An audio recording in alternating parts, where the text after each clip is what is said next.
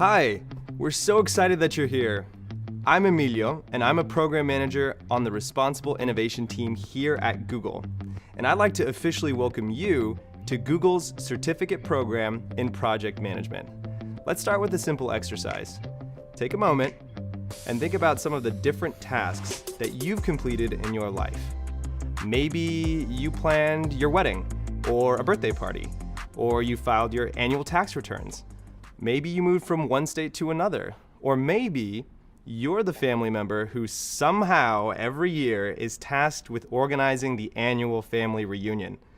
Believe it or not, you've been developing all kinds of skills through these tasks that'll help you become a successful project manager for any organization or your own business. With this program in project management by Google, we've put together a set of courses, activities, quizzes, and exercises that'll teach you the fundamentals of project management. And of course, help you get a job or advance in your career. Wondering how I started my own career in project management? Well, in college, I always gravitated towards things that were more hands-on and action-oriented and less theoretical. I wanted to make an impact in whichever career I took on. So my first job out of college was as a Spanish and leadership teacher in Los Angeles, California. My main objective in guiding the student leadership team at the school was to identify, mobilize, and inspire the student leaders. After 2 years of teaching, I realized that the moments when I felt the most energized were when I was building a vision for how to get a big project done, or when I was working to bring different groups together around a common goal. That's when I realized I had a lot of core project management skills, and I could focus on growing and developing them in the business world. I'm grateful that I get to be here for the start of your journey. When I was first starting to think about my career, project management wasn't even on my radar. It was one of those professions that I didn't even know existed until I entered the business world and experienced how great of a need there is for folks who are organized, action-oriented, diligent, and strategic. I hope that by the end of this program, you'll be as excited as I am about the prospects of a career in project management. Okay, let's get into it. We'll start with an important question. What exactly is project management? Project management is the application of knowledge, skills, tools, and techniques to meet the project requirements and achieve the desired outcome. It's possible that you've been project managing every day on some level without even knowing it. In this course, you'll learn how to hone those skills to become a truly great project manager.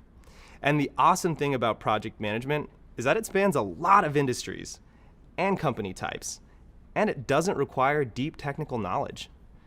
This means that any job or life experience you've gained so far will help you in building those skills to become successful in a project management career.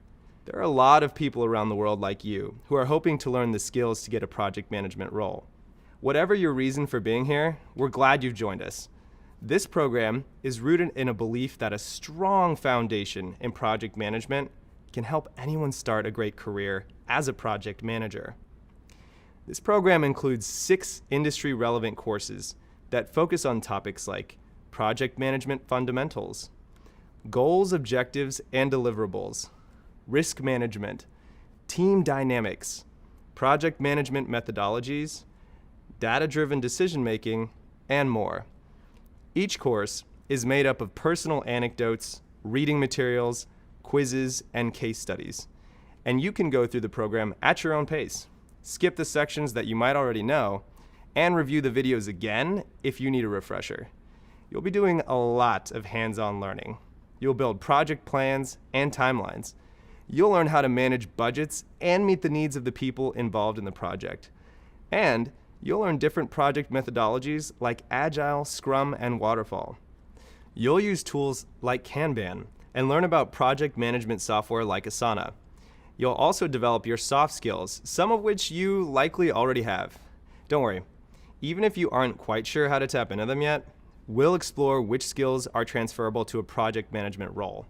Above all, this program will help get you ready for a new job. But we're taking it one step further. When you complete this program, you'll have the opportunity to share your work with Google and other top employers aiming to hire project management professionals. And the best part is, you'll have professional work examples you can share with them to showcase what you've learned. Along the way, you'll hear from Google employees like me. We'll share personal stories about how we became project managers and how our foundations in project management launched our careers. We'll also share what we do at work every day and give you tips for job interviews. We've got a truly amazing group of course instructors for you to learn from. Ready to meet them? Hi, I'm Juanne, a Senior Program Manager on Cloud Security Programs. I'm your instructor for Course 2, where we'll learn more about what's needed to set the stage for a successful project. Hey there, my name's Rowena, a Senior Program Manager in Google Cloud. I'm your instructor for Course 3, Project Planning, Putting It All Together, where we'll learn about the importance of thorough project planning, identifying key milestones and dependencies, documenting project plans, scheduling, budgeting, and risk management. I'm Elita, a Senior Engineering Program Manager at Google, and I'm your instructor for Course 4, Project Execution, Running a Project, where we'll learn about communicating effectively, managing risks, understanding team dynamics, using data to inform decision-making, and tracking progress. Hi, I'm Sue. I'm a Technical Program Manager for Google's Support Platform. I'm your instructor for Course 5, Agile Project Management, where we'll gain a deeper understanding of Agile project management, including principles and practices, the benefits and costs of Agile transformations, the dynamics of Agile teams, and the process of running sprints and releases. And I'm Dan, a Program Manager in Google Research. I'm really excited to be your instructor for Course 6, Applying Project Management in the Real World, where we'll take all the knowledge, skills, and understanding you've built up throughout this certificate and apply it to an advanced project scenario. Ready to get started? Let's go. So far, we've previewed what you can expect throughout this program. In this video, we'll discuss the details of this course, and you'll have a greater understanding for which types of jobs are suitable for learners like you. We'll cover some key project management terms and the roles and responsibilities of any entry-level project manager. Plus, we'll discuss the kinds of jobs you can pursue after you complete this program. One thing you'll learn soon is that there's other roles and jobs outside of just project manager that this program will prepare you for.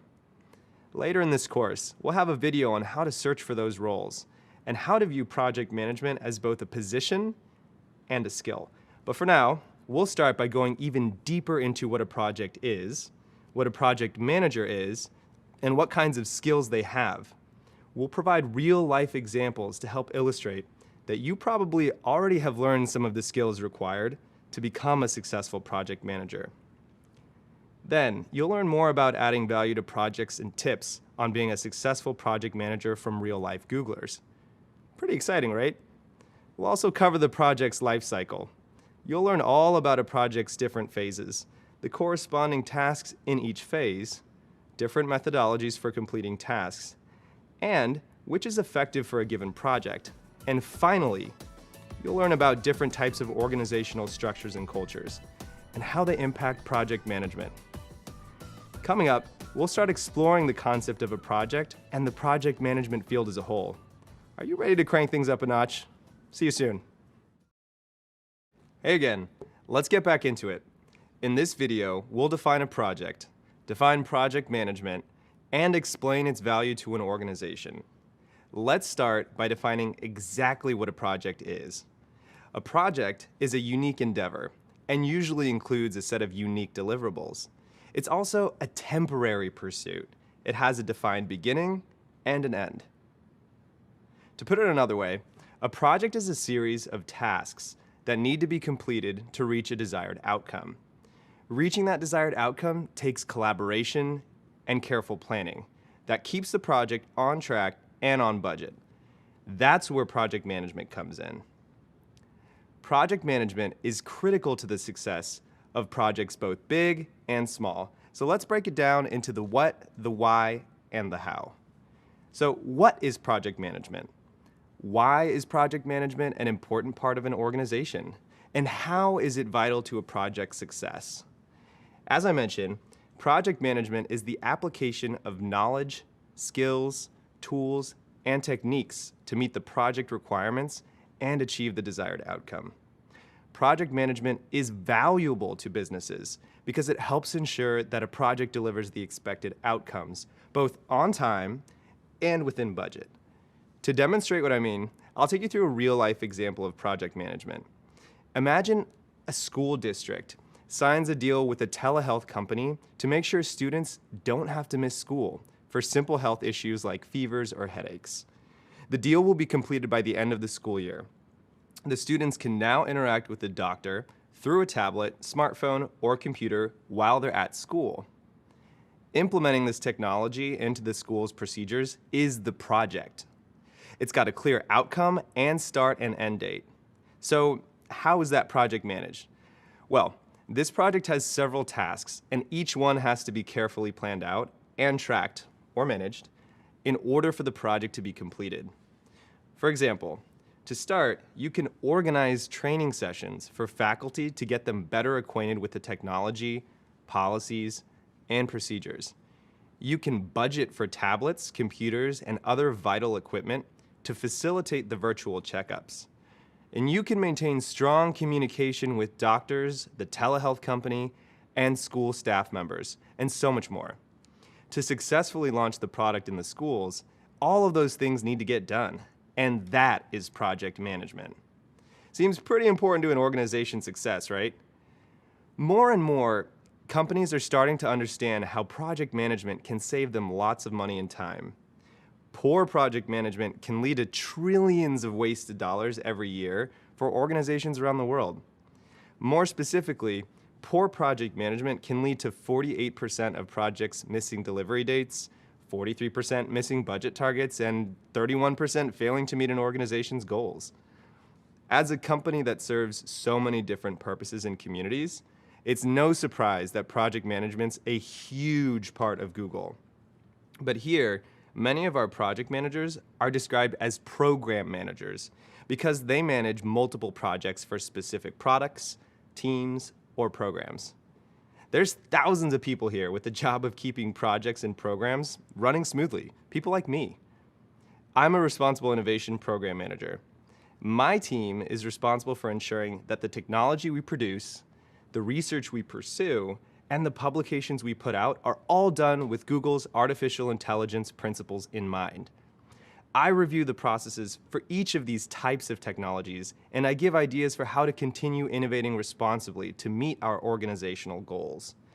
So my job adds value to Google through the core aspects of project management we've mentioned: planning and organizing, managing tasks, and budgeting and controlling costs. Hopefully you have a better sense of what a project is, what project management is, and why project management is an important part of every company, and how it's vital to a project's success.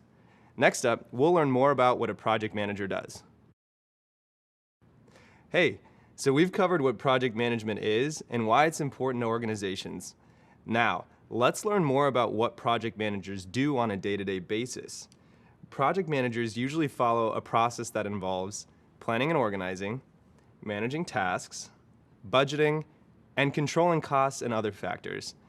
Everything they do helps make sure the project can be completed on time and on budget. In broad terms, a project manager also needs to make sure that the project outcome is bringing value to the company. A project manager can add value in many different ways, whether that's creating a new service for customers or modifying an old service so it's more tailored to the customer's needs. No matter what the task is, a successful project will always add value. And it's the project manager's job to make sure that project is both valuable and successful. You may be asking yourself, well, if I'm a project manager, how do I add value to an organization every day? What does the day-to-day life of a project manager look like? Well, a project manager's responsibilities can vary depending on the project, the industry, and the company they're working in. Are you constructing a new building? Are you project managing a renewable energy product in a startup? Or are you setting up your own event management company? Your tasks will be different in each scenario, but here's a general overview of what a typical day might look like. A project manager's daily responsibilities always includes some version of the following: planning and organizing. An example of that might be gathering requirements from teammates or customers. This means figuring out what exactly your project's trying to accomplish. You might have a kickoff meeting or send a survey. From here, you may also work on creating project plans. Creating project plans is a key part of project management. It helps set the tone of the project, keeps everyone on pace and aligned, and helps move tasks along. Which leads me to my second point: managing tasks. Once the project is underway, the project manager helps manage tasks for the team members and communicates key milestones to the larger team or customers. This helps keep team members and customers updated on how the project is progressing. The third piece is budgeting and controlling costs and other factors. Managing the budget and controlling costs is a common responsibility that project managers have to understand to keep the project on track and within budget.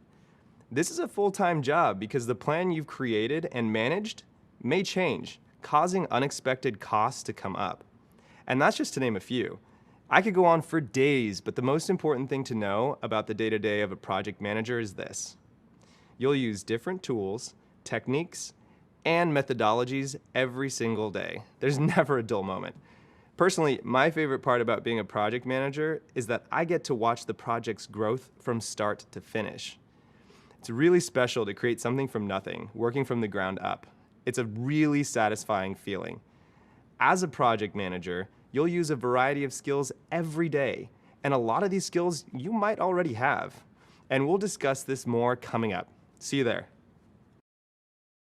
Welcome back. Let's get right into it and explore the variety of skills you'll use. Have you ever been tasked with planning a loved one's surprise birthday party? There's usually a lot of pressure and responsibility, but when you get it right, it feels amazing. That's still true even if there were a couple of issues. Maybe the guest of honor arrived home earlier than expected and nearly ruined the surprise. But if you made someone feel special on their birthday, you probably planned a successful project. As you chose a venue, sent out invitations, and calculated your budget based on your number of guests, you were using several project management skills, like planning and organizing, managing tasks, budgeting, and controlling costs, and more. Or maybe you've never planned a party. Have you ever worked in the retail space or in the service industry? Then you might have experience that'll translate into the project management field too. For example, you might have been in charge of managing several employees' schedules.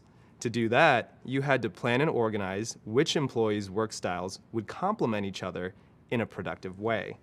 You also had to make sure that all duties and responsibilities would be covered during each shift.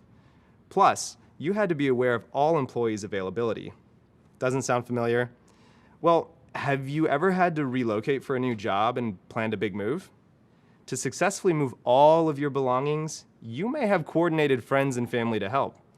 You would have had to budget and control costs for moving companies, boxes, and miscellaneous expenses.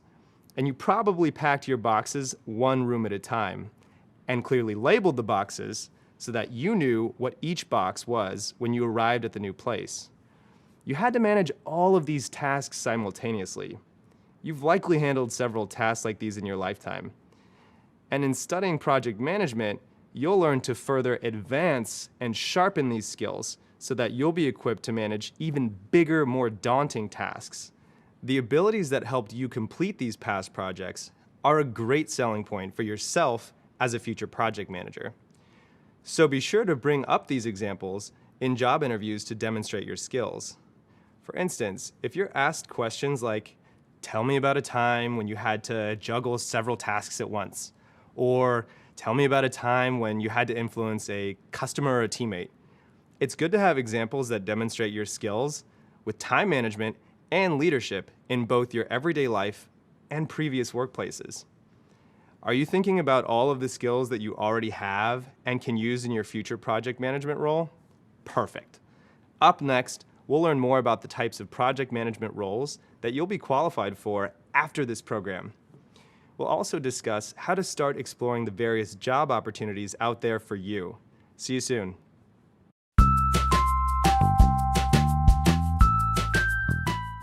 Hey everyone, my name is X, yes, just the letter, and at Google, I'm a program manager for a department called Responsible Innovation. Most of us in our everyday life use program management.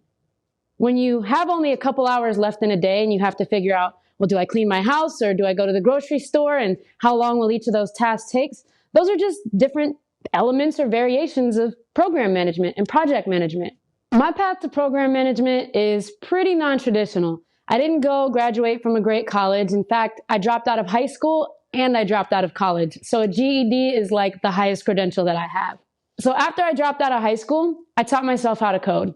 I built a whole bunch of websites, but realized I didn't have the responsible skills to make me a mature adult. So I ended up joining the military. After spending 8 years in the Army, I traveled the world building apps for really big companies and governments around the world. When I came into Google, I realized I could still be technical, but then I'm just using the skills I already have. So how can I grow myself as a person by learning new skills? And that's when I heard about the program manager role. The program manager role at Google is super cool because it varies depending on which team you're on. So if you're a program manager in Google Cloud, that could look very different than being a program manager in YouTube. That switch up and that change from coding all day long in front of a computer screen was something that was really, really attractive to me. Some of the biggest skills from my past and my history that helped me become a program manager and make that transition from somebody who was managed by program and project managers to actually becoming one myself was taking a little bit more accountability in my personal life. There's lots of things I want to learn in life, and I started doing things like making schedules to practice, like different instruments, like the bass guitar. In each of my roles, whenever I worked with a project or program manager, I also made sure to check in with them about why they were doing what they were doing. I'm someone who doesn't really learn from books, if you can't tell by me dropping out of school. So I always found somebody who was willing to teach me why they were doing what they were doing, because that's how I learn. I tend to be more kinetic. I learn as I go. Program management to me was a natural calling. Not because I like to run around and make sure everyone, tell everybody what to do, but because I have a real personal passion for bringing people together and getting everybody on the same page to move towards the same goal. Whether that's convincing all my friends to go to my favorite vegan spot in downtown LA like 4 times a week, or whether that's getting us all together to resolve conflict or to work on an idea and collaborate on projects on the side together. Those skills that you use in your everyday life to keep your tasks together can apply to program and project management very easily. You just have to be a little bit more intentional around them, and there's a lot more paperwork involved. Welcome back. Now that you have a general understanding of what a project manager does, let's focus on the types of jobs that you may be qualified for after completing this program. To start, I've got a question for you. How many open roles do you think are out there for project managers? Hint, the answer is a very big number. Project managers are in high demand. In 2017, a study by the Project Management Institute found that by the year 2027, employers will need 87.7 million people filling project management aligned roles. According to that same study, the industries with the most growth are manufacturing and construction, information services and publishing, management and professional services, finance and insurance, utilities, and oil and gas. Project management plays a big part in helping all of these industries grow. In some industries, you'll find the term project manager grouped with a more industry-specific qualifying word. For example, construction project manager, or IT project manager, or engineering project manager. Don't worry, these are all still project manager roles. They're just specific to an industry. And it's important to keep in mind that the skills you learn in one industry can be applied to another industry. New projects are popping up every single day. Across all industries, we notice that new technology is introduced, which leads to processes changing and a need to manage those processes. So all kinds of companies need people like you who can tackle a variety of projects from start to finish to help them navigate these changes. By now, you might have noticed that you already have some of those skills, like organizing or planning an event, problem solving, or even managing a budget. And you use them effectively in your everyday life. reflect on some of those skills we mentioned earlier and ask yourself, what are some of the parts of project management that you're drawn to? While you may not have the answer just yet, thinking about these things can help you find suitable roles later. As you keep going in this program, try to keep track of the lessons and activities you prefer and the ones you didn't like as much. This will help you narrow your choices as you search through job boards later. The beauty of project management is that you don't need to be an expert on a focused technical topic. You just need to be able to manage projects. You could be a construction or technology project manager. Or you could enter the healthcare industry and work in patient management. You could also enter the energy sector and act as an environmental project manager. The possibilities are almost endless. What's equally exciting is that you could even end up with a completely different title altogether. For instance, there are roles that entail a sequence of ongoing projects that are considered programs or operations in the industry. In this case, the role may not be described as a project manager, but instead something a little more evergreen, like operations manager or program manager. Other titles that might make sense for you could include operations assistant, project assistant, project coordinator, and program assistant. When it comes to job duties, your responsibilities might change depending on the type of company you choose. For example, the workload and specific tasks at a small agency will be different from those at Google. It's also important to keep in mind that as the world continues to change and evolve, so do industries and the job opportunities you'll find there. So be sure to cast a wide net. You'll be able to find more and more jobs you're qualified for.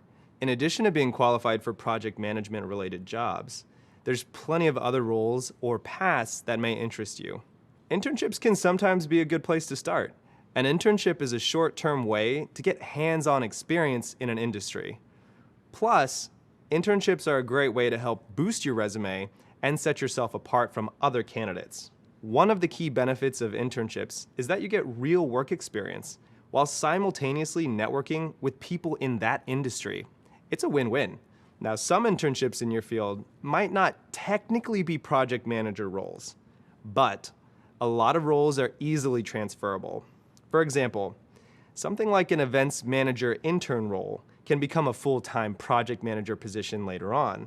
Internships aren't great for everyone's lifestyle, but if you can make them work, they're a fantastic option. Another path you can take is contract work.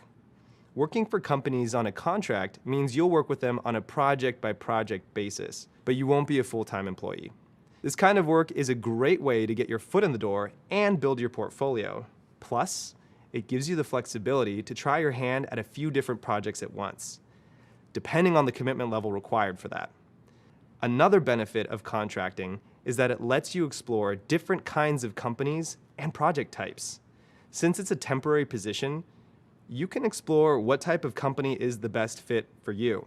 Maybe you find you like working with a large or a small team, or you find you enjoy specific types of projects. And if you find a situation that suits you and the organization, your contract position might just lead to a full-time position. As you keep charging forward, try thinking about the type of job you might be interested in going after when we're done here. Every new topic you discover brings you one step closer to your first role in project management, and one step closer to where you want to be. In the next video, we'll learn how to identify and search for job titles best suited for a project manager. We'll see you there. Hi again. Let's discuss how to search for a job in the project management field. It's no secret that job searching can be a challenge. Even the most detailed, specific job listings can leave you wondering what the company's really seeking in a candidate. Don't worry, we've all been there, and we're here to help you sort through the lingo and the confusion. The more job listings you find, the more buzzwords you'll likely notice too. Words like data-driven, team player, self-starter. Understanding all the buzzwords in job listings will help figure out if a job is right for you. Up to now, we've discussed project management as a role, but many companies actually list it as a skill. Here's some more good news. You'll soon be qualified for a position as a project manager and a position that lists project management as a skill. Here's the even better news. If you have the skills to manage projects, you'll be qualified for program manager or operational roles that require you to manage an end-to-end system or department too, which ask for the same skill set. Now, let's check out different types of jobs that use your project management skills. When job hunting, keep your options open. As I just mentioned, you don't have to limit yourself to just project manager titles. There's lots of other titles you're qualified for too. You'll know what's a good fit for you by reading the job descriptions, so cast a wide net. Depending on the field you choose, you might find roles like operations manager, program manager, operations associate, or project assistant. All of these could be a great fit for your skills. For example, let's say you're searching a job board for project management roles when you notice a community operations manager role for a small city open up. The job title isn't project manager, but you'll notice that the job functions match your skill set and years of experience also match the job requirements. The job description may include a list of required skills like organizational management, strong planning and communication skills, budget preparation and monitoring. Sound familiar? Maybe you'll even start to notice that the job's responsibilities seem like tasks you've covered in this course, like creating monthly status reports, helping to implement new and necessary technologies, tracking work plans and performance metrics, assisting other members of the operations team on given projects, and ensuring timely responses to requests for information. These duties are nearly a perfect match for your project management skills. And there are plenty more listings like these too. How great is that? The skills that go into project management are used in all kinds of roles and professions. Believe it or not, we've all worked with or learned from a project manager at some point in the past. Can you guess who that is? It's your teachers. Think about it. Everything that goes into being a teacher takes project management skills. Designing a curriculum that's accessible to students with unique needs, managing a budget, communicating with others like parents, department heads, or school admins, developing processes to make things run efficiently in the classroom, and so on. For example, when I went for my first interview at Google, I highlighted my experience as the founder and advisor to a student leadership group. I told them about how I assembled and led a team of 20 students to plan and execute events like fundraisers, community gatherings, and academic assemblies for over 300 students during the academic year. I even kind of surprised myself looking back at how much relevant project management experience I had. Now, I'm sure you'll think back on your own experiences and feel the same thing. One more thing to call out is networking. Networking is when you meet other people in a professional setting with the goal of learning, sharing knowledge, and creating new business connections. This plays a big role in job hunting, so it is a great tool to start learning and perfecting. The skills you learn here will prepare you for all kinds of project management jobs. Knowing how to search for jobs will make it even easier to match those skills with the best opportunities for you.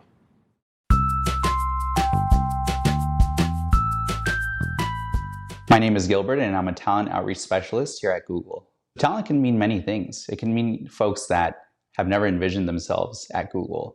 And so part of our team's remit is to identify talent that Google or other companies may not necessarily reach out to or consider for roles in the past, and helping them navigate the interview process. It could also mean candidates that are already interested or have expressed interest in opportunities at Google in the past and engaging them to support them through the interview process today. At Google, you have to wear the program and project management hat regardless of what role you're in. And that's definitely been the case for me. So in my role, I've had to practice skills such as communicating to stakeholders, managing a budget, managing a project timeline in many different projects within my role. An example of this could be organizing events for university students to come to Google's campus and hear from guest speakers about the projects we work on, the roles and their career journeys. And so as you can imagine, this is can be a complex project. My first job out of college was completely unrelated to what I'm doing now. I was an assistant manager at a big box retailer. And so a lot of the skills that I actually learned in that role have translated to support me in my role and allowed me to have success.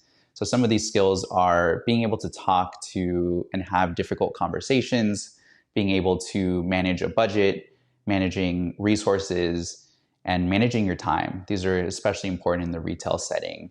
I started applying a lot of these project management frameworks or practices, even into the smallest projects.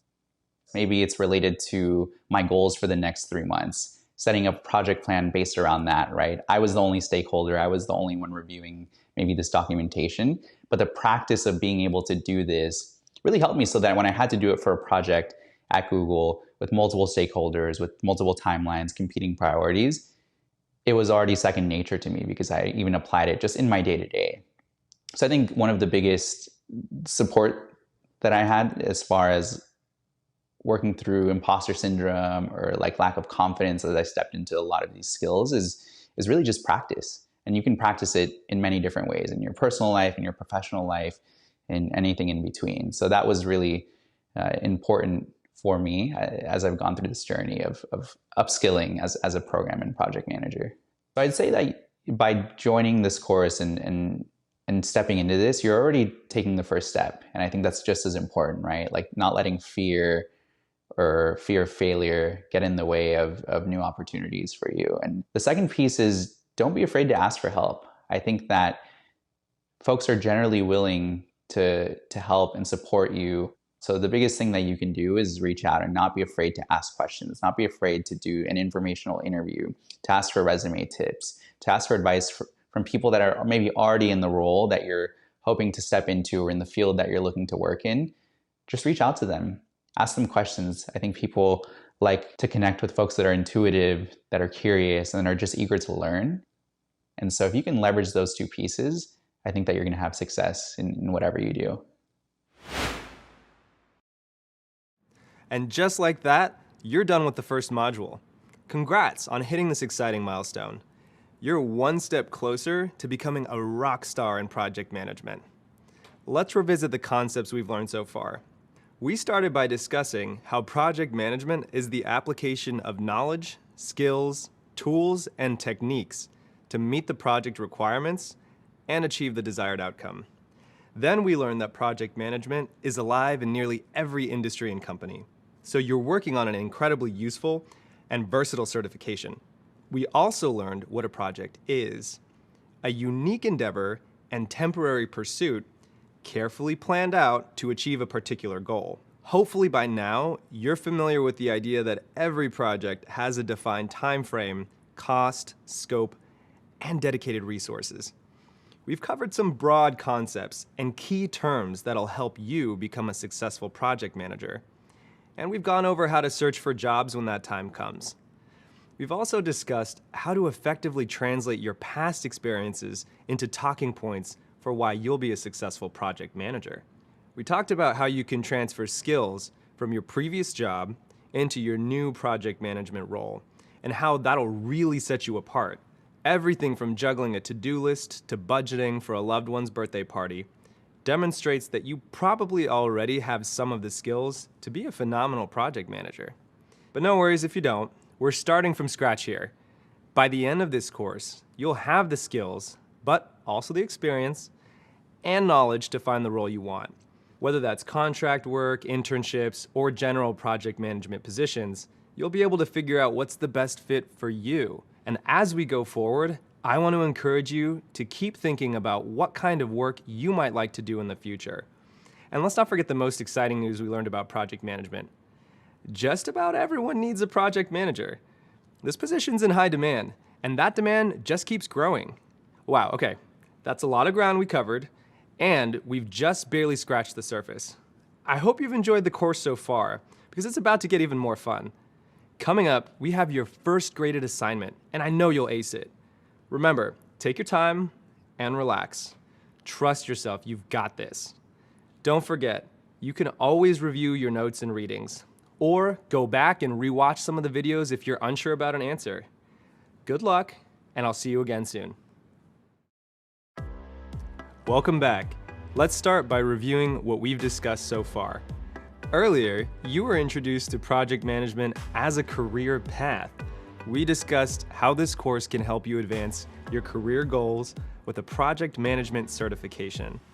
And we also discussed some of the basics of project management, like how to define a project and its different components. Then we went over some distinct project management careers, roles, and responsibilities. Now, it's time to gain a deeper understanding of a project manager's role.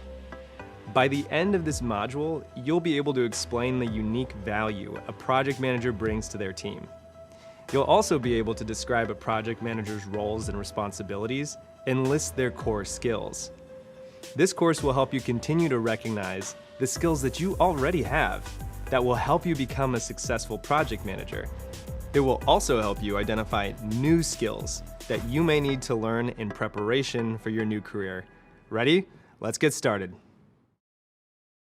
Earlier in this course, we introduced you to the world of project management. We discussed how project management spans industries and companies of all kinds, from large corporations to small businesses. Now let's define what a project manager is and describe how they add value to their teams and organizations. Let's start with the definition. Project managers shepherd projects from start to finish and serve as guides for their team, using their impeccable organizational and interpersonal skills every step of the way. As you learned earlier, project managers usually follow a process that involves planning and organizing, managing tasks, budgeting, and controlling costs so that the project can be completed within the approved time frame. We'll dig deeper into these topics throughout this program. What you need to know right now is that project managers play a crucial role in their organizations. Project managers add value to their teams and organizations in key ways that include prioritization, delegation, and effective communication. So let's break these down. First, we'll discuss prioritization. Project managers add value to their teams and organizations through effective prioritization of tasks required to complete a project. They're experts at helping team members identify and break down large tasks into smaller steps. There will be times when a project manager may not know which tasks to prioritize. To determine which ones are the most critical to the success of the project, they'll connect with their teams and with stakeholders to gather information and make a plan. Stakeholders are people who are interested in and affected by the project's completion and success, like the leader of an organization.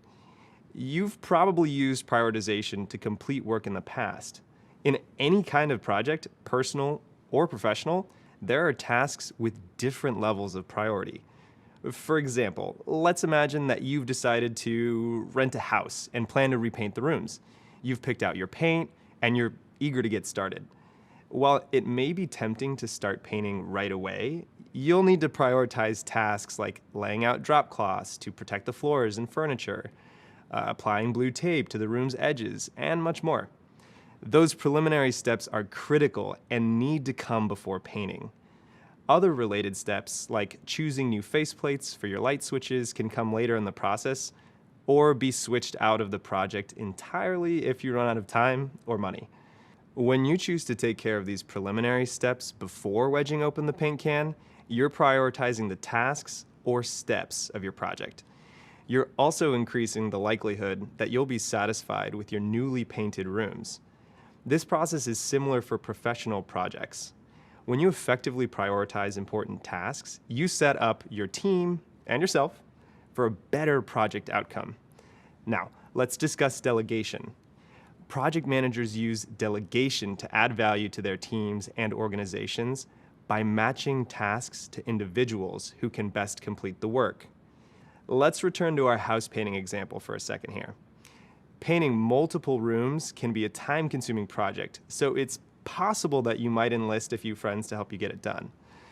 Maybe one friend has professional painting experience. Now, with that in mind, you might ask her to handle the more challenging aspects of the project, like painting the ceiling or the detailed molding. You might also schedule her to paint the molding before another friend paints the walls. So by delegating this task to the person with the right skills to complete the work and ordering the tasks appropriately, you're applying knowledge of your team's strengths to the planning of your project. That makes sense, right? Finally, let's talk about effective communication. Project managers deliver value through effective communication, both with their team and with key stakeholders. This refers to being transparent, which means being upfront with plans and ideas and making information readily available. Project managers keep in regular contact with their team about the progress of the work and help identify areas where a teammate may need support. In our house painting example, this might involve checking in with your friends periodically to ask if they have enough paint or supplies left to complete their tasks. Checking in regularly means you'll know if you need to buy more paint before the can is empty, which ensures that the project stays on track. In addition to keeping up with teammates, project managers keep in regular contact with people outside of the team, like company leaders who are invested in the project outcomes. For example, you might reach out to your landlord to get permission to paint and to share the days you'll be working on this project. Though your landlord isn't directly involved in the project's execution, the outcomes will affect her property, and so it's important to keep her informed. Without your project management skills, you might run out of paint halfway through the project, your walls might get painted without drop cloths to protect the floors, and your landlord could be caught off guard about your plans. So it's a good thing you're here to keep the project running smoothly and efficiently. Great. Now you should be able to define what a project manager is and explain how they use prioritization, delegation, and effective communication to deliver value to their organizations. Coming up, you'll hear about the career path of a real-life project manager at Google. Their journey, to me, is fascinating, and we can't wait to share it with you.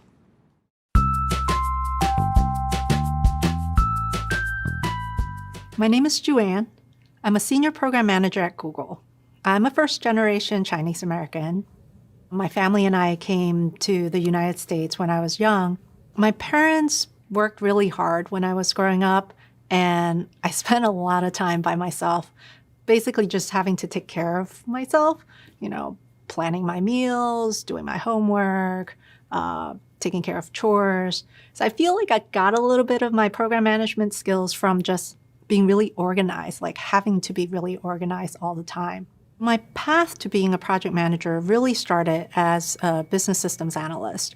I was writing requirements or gathering requirements for our customers and translating them into documentation for our engineers so that they could implement it. Through that process, I became a project manager. I started to manage the timelines, manage the tasks, understand all the pieces and who needed to be involved.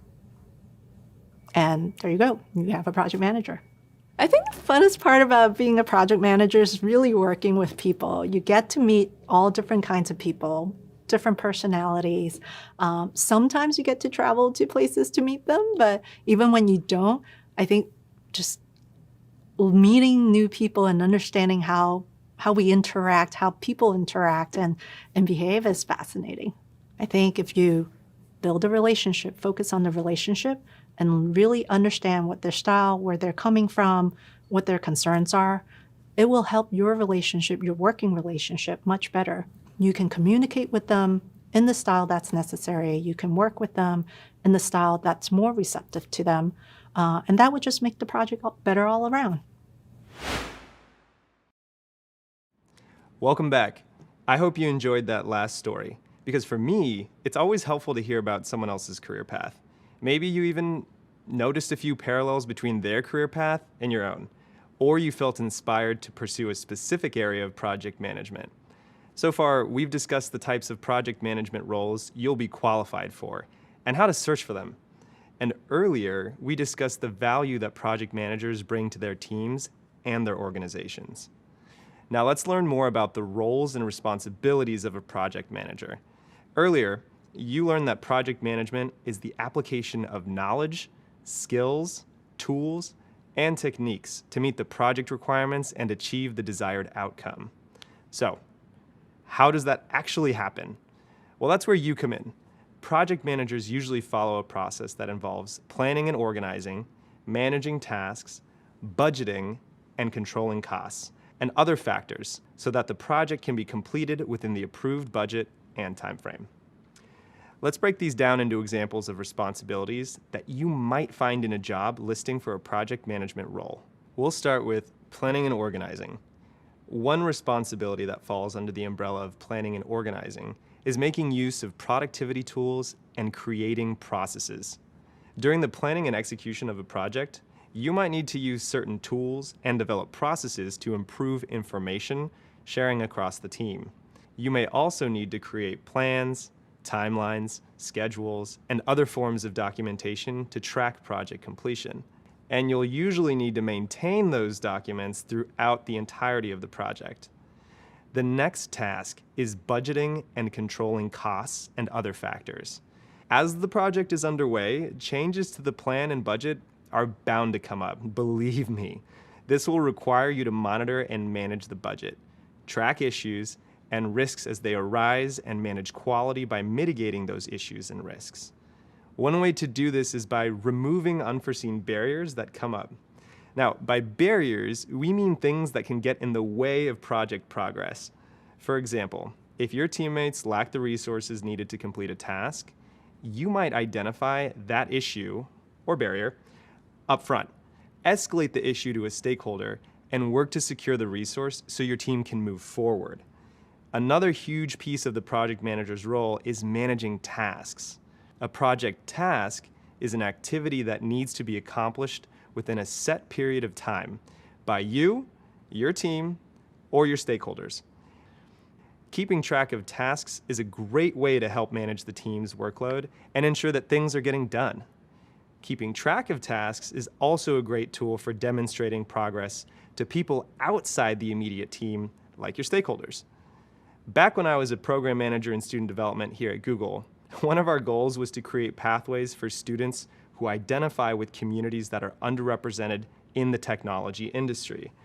A large part of my day-to-day responsibilities involved working with two separate engineering teams to create our technical curriculum. To manage the tasks associated with this project, I created separate project trackers for each team that outlined the vision for the curriculum.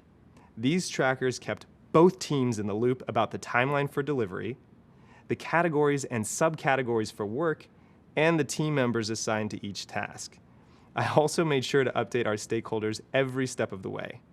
By actively managing tasks throughout the project lifecycle, I was able to keep tabs on everyone's work and efficiently inform stakeholders, which allowed us to achieve our project goal with minimal issues. Nice job. Now you should be able to describe the roles and responsibilities of a project manager. Coming up, we'll discuss a project manager's role within the extended team, including how to work alongside the people tasked with executing the project. Catch you in a bit. Hey, and welcome back. Earlier, you learned more about the responsibilities of a project manager. And while it might seem like a lot to keep track of, it's important to know that you, as the project manager, won't need to do everything on your own. Let's discuss the role of the project manager and how that role relates to other roles within the project team. It's easier to hear the term manager and immediately think of your boss, but a project manager is not often the direct manager of the people working on a project team. Here we're discussing the project manager as someone who manages the tasks of a project. But what does that really mean, right? Well, although you might have a few teammates working with you on a project, you're probably not their day-to-day boss. With the help of your team, you can get a lot more done together. Everyone on your team will have their own set of roles and responsibilities, and you'll come together to ensure that everyone is able to do their part to advance the project. Each person will be an expert on their portion of the project, but no one will be an expert on every aspect of the project. And honestly, neither will you. For instance, the graphic designer will focus on graphic design, but probably won't be an expert on copywriting. Similarly, you'll be an expert on project management, but may not be an expert on marketing. Here's another way to think about it. Imagine that you're organizing a camping trip. You might be the person in charge of planning the trip, but that doesn't mean you have to be a camping expert. Maybe you've never been camping before, but your partner grew up spending every summer by the campfire. In that case, you might assign them the task of picking out the right number and style of tents for your group. So, in this example, you are planning the trip by giving your partner the job of finding the right number of tents and the right size tents to make sure everyone's covered. You aren't doing the research or the task yourself, but you're making sure that things are getting done.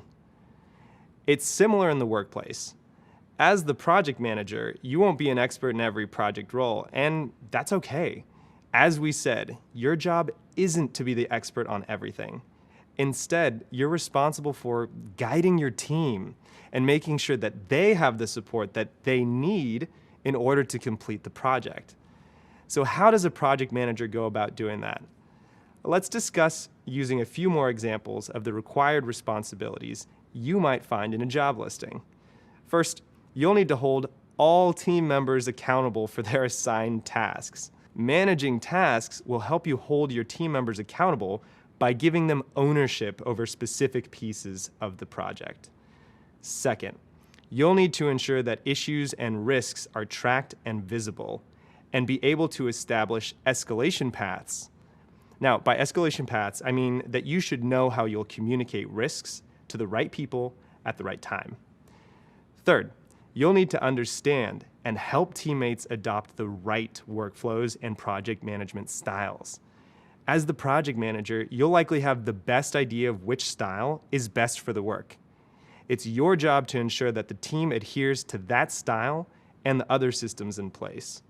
And fourth, you'll need to collaborate with other teams at the organization to meet the requirements based on project, scope, schedule, and budget. In other words, a project may affect not only your team, but other teams at an organization, as well, say, the marketing or the finance team. So you'll need to work with those teams to ensure that everyone is happy with the project outcomes. You'll learn more about working with other stakeholders in a later course. Catch all that? Let's recap. You've learned that a project manager isn't always the direct manager of each member of the project team. Rather, they're responsible for guiding those people and ensuring they have the support they need to complete the project. Now that you have a good sense of the way that a project manager fits into the project team, let's move a little bit ahead, where we'll discuss the types of skills that a project manager needs to succeed. Meet you there.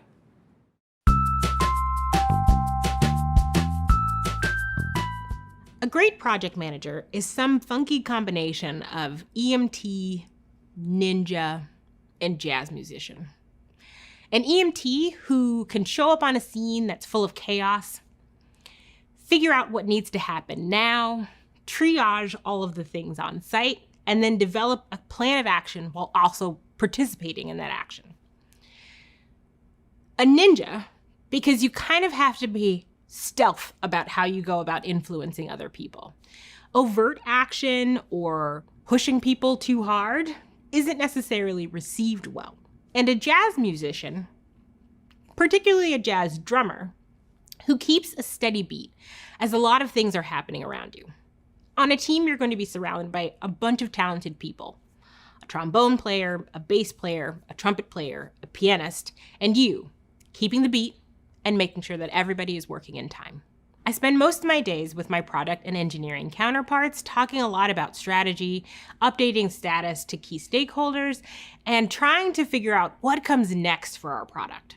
Some things about my job never change from this day to my very first day.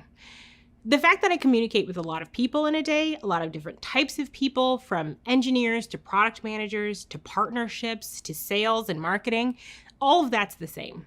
The biggest difference is the number of people that I communicate with and the complexity of the topics I cover. The most important thing for you to keep in mind is staying organized. The more organized you are in your actions, the more organized your team is in their thinking and their actions. What I do to stay organized is lists. Lists. All day long. I have Post-it notes, I have electronic lists, I have lists in emails, and those lists help me stay on top of what actions need to happen now, what actions need to happen next, and which I can put off for a few more days. I do use the list to help manage my time. I think one of the things my lists are most important for is making sure I know what needs to be done today. And then, once my list is made and I'm sure of what needs to be done today, I budget time for those things. A stand-up is a quick meeting, usually at the start of the day, but you can have them really at any time. My stand-ups usually happened in the morning, around 9:30 or 10 o'clock, depending on when the engineering team got in. They lasted for about 15 minutes so that we were clear on what had gotten done the day before and what was on the docket to get done today. And then we usually checked in again quickly around lunch to make sure that people were still on track or ran into any technical issues that might require a longer time to finish the task. I think the thing that makes me a great project manager is a bias to action and resilience. One of my favorite phrases is pick it and stick it, in part because I think it's important to make a decision to get yourself unstuck, to follow through on that action, learn some things, and decide to take a new action once you've learned something. The latter half of that is resilience. I am resilient and my teams are resilient. So if we've taken a bad action, we've learned that we can learn and change our mind with new information. I'm Elita, a senior engineering program manager at Google. Hey, and welcome back. Now that you've learned about the roles and responsibilities of a project manager, let's discuss the core skill sets that a project manager should bring to the role.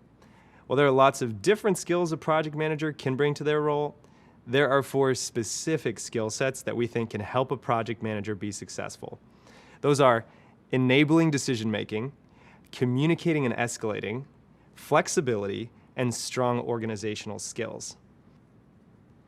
First, let's talk about enabling decision-making.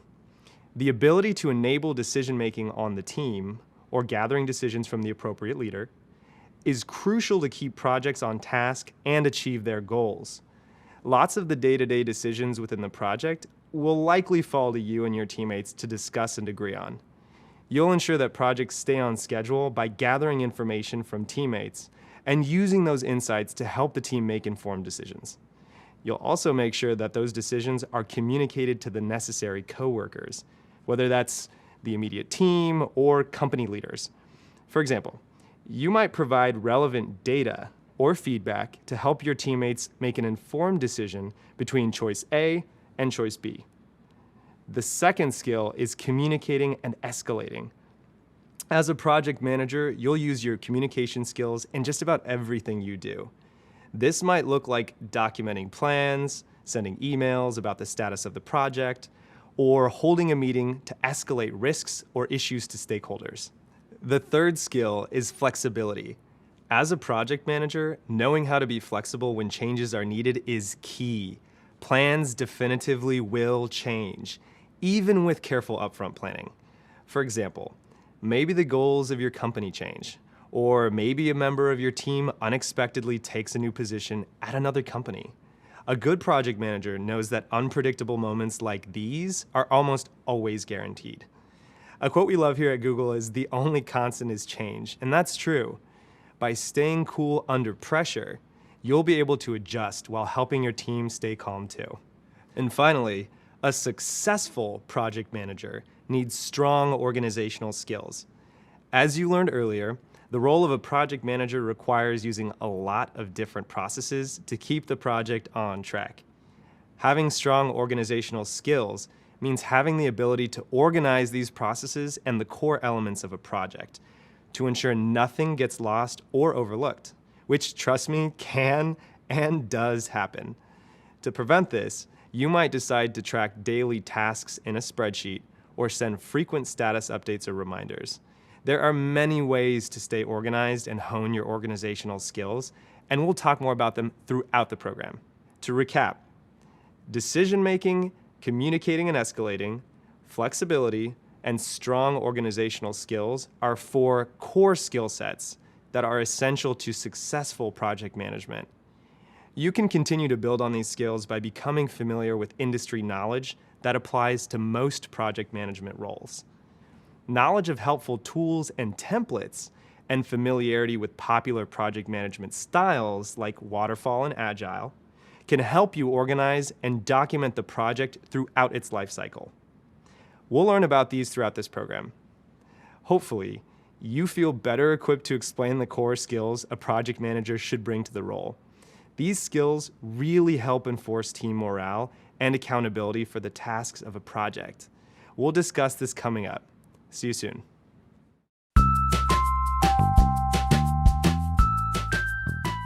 My name is Rachel. I'm a senior program manager in Google New York. Google hired me out of a bar in the East Village about 12 years ago. For about 3 years, a group of NY Ops and SRE drank at my bar. And like everyone at the bar, they asked the bartender for advice. So I gave them advice and helped them through a lot of problems and also became friends with them. I really admired them. They were incredibly smart and charming and really good drinkers and tippers. Eventually, I wanted something different from my life than standing behind a bar all night long. And there was an opportunity to apply for an admin role on their team. So I joined Google in 2008. They hired me first as an administrator for site reliability and engineering ops in New York City. After about 2 years, transferred into program management. Google's hiring is a little more conventional now, but the skills that I polished while being a bartender inform my everyday work. A wise old bartender that I knew on the Lower East Side once told me that a bar was a room full of tables and chairs and some beer, and a meeting room was the same, a room full of tables and chairs. People come into a bar like they come into a meeting room, wanting to leave feeling something else. So as a program manager, my job was to help people through that experience, the aesthetic experience of meeting with each other, making decisions, and coming to conclusions together. Very similar to bartending and helping people have a better night. My role as a program manager started by someone taking a risk on me. My engineering partner picked me out of the admin pool because he knew that I could build community with his engineers. When you work at a bar, you have to talk to anyone who comes into the bar. Anyone who walks through that door is your customer. You have to understand what they want to drink, whether they can continue drinking, whether they might be done drinking.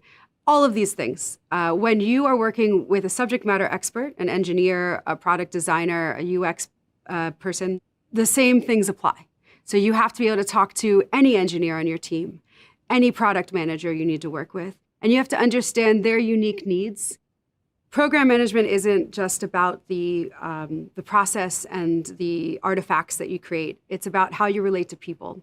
Understanding what you've learned in other parts of your life, whether it was in a bar or art school, these are the experiences that you bring into the job that make your work unique. Your skills at talking to people or de-escalating conflict or understanding what people need. This is what makes you a great program manager. Earlier, you learned about the role of the project manager and the core skills you'll need to be successful in that role. You've also learned more about your role within the project team. Now let's discuss a few key skills that you'll use to build relationships with your teammates and stakeholders. Using your interpersonal skills is key to building relationships with the people involved in your project. By developing these relationships, you'll learn about the needs and concerns of the team. This will help you determine the priorities of the project and motivate your team throughout the process. Possessing strong interpersonal skills is a huge part of good leadership.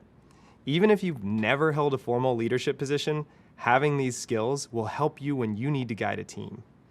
This is called influencing without authority, which refers to a project manager's ability to guide teammates to complete their assigned work without acting as their direct managers. There's a few key interpersonal skills that you can use to accomplish this and guide the project outcomes, even without the authority of being your teammate's boss. These skills include communication, negotiation, conflict mediation, and understanding motivations. So let's break these down. First up is a key skill we've mentioned a few times now, communication. In the context of leading a team, communication can include checking in with teammates to understand how they're progressing on a task and providing clear feedback on the quality of a teammate's work. Next is negotiation.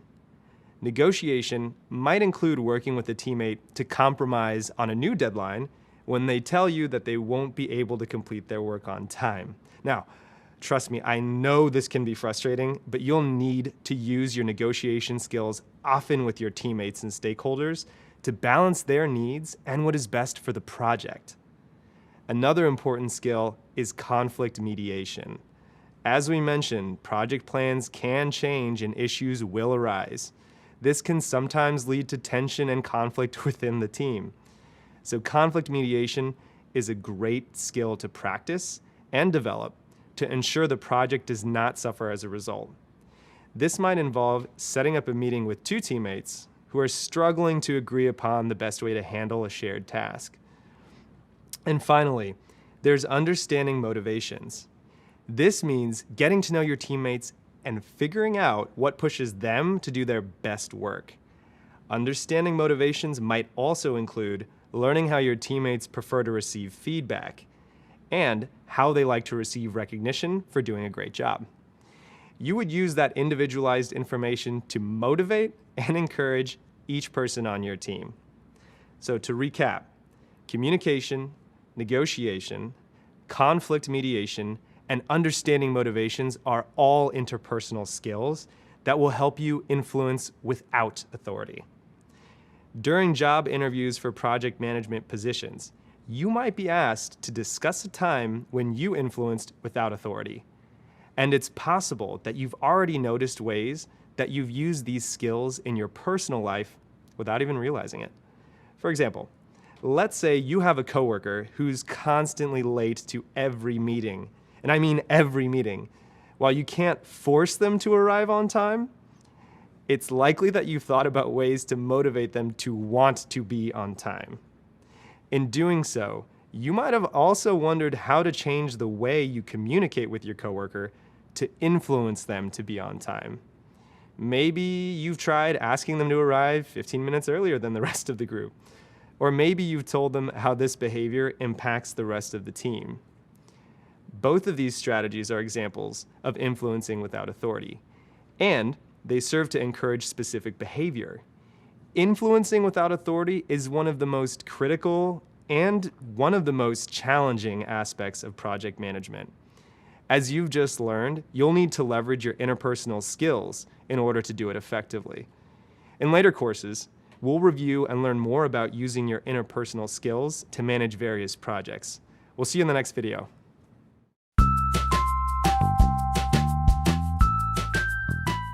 I'm Ellen, and I'm a Director of Technical Program Management. And that means I lead a team of program managers at Google. I love project management because I really like this idea that you can do more together as a team with a group of people than you could do alone. By bringing a bunch of people together and getting organized, getting aligned around a common goal, we can do some pretty amazing things. I think a successful project manager is somebody who really knows how to pull together a group of people. To me, there's really two parts of project management. One is this laser-like focus on executing on this goal. But then the other part is the people. And so a successful project manager can do both. When I first started managing project managers, it was really about, everyone works on their own project. How do I just guide them, give them guidance, and help them with their projects? Over the years, I've shifted to mentoring on project management to mentoring project managers.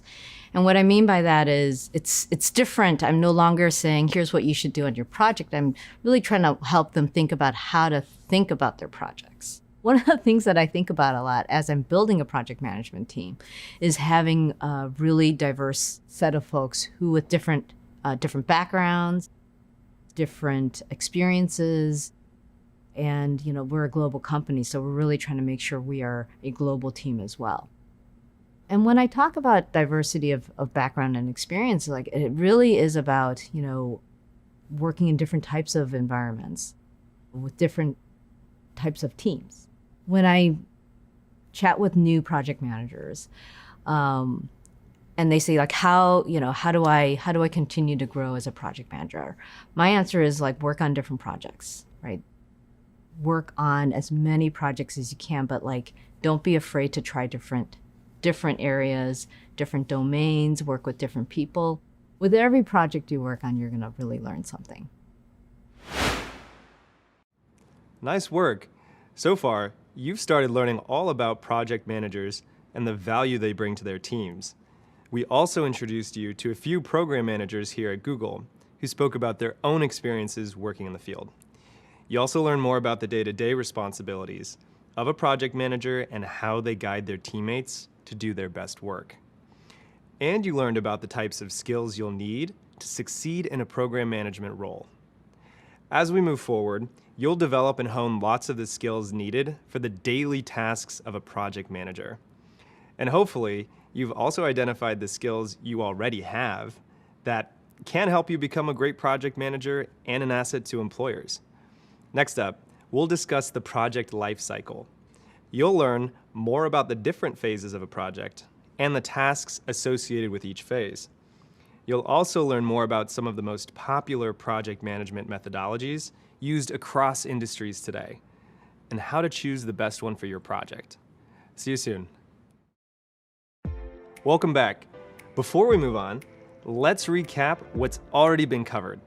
You learned how to define project management, what a project is, what it isn't, and how to explain its value to businesses. You also discussed when and why it's necessary to have a project manager, the role and day-to-day responsibilities of a project manager, and the core skills needed to be a successful project manager.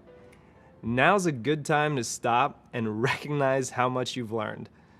By now, you're familiar with the job of project management, and you've started learning what it takes to be an effective project manager.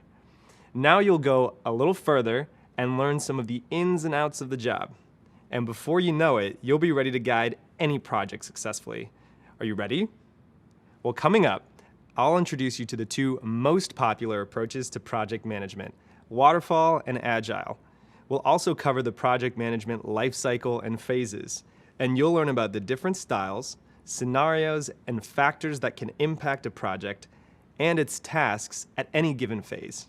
When we're done, you'll be able to explain and follow the life cycle of a project, define and outline a project's phases and each phase's tasks, compare different project management methodologies to determine which methodology is most effective for a project, and finally, organize how a project is run according to different program management methodologies. Ready? Let's get started. No two projects are exactly the same, which means there are many different ways to manage them. Each project comes with its own needs and factors that impact how you'll take action and achieve your goals. There are many ways to manage projects, and not always one right way to do so. Picture this. You're project managing a political campaign for a local candidate. To make it happen, you need to think about things like your available resources, the people you'll be working with, the election date, and the location. You need to be aware of lots of details to successfully complete your project. Because so many different things can impact a project, it's important to understand its basic structure.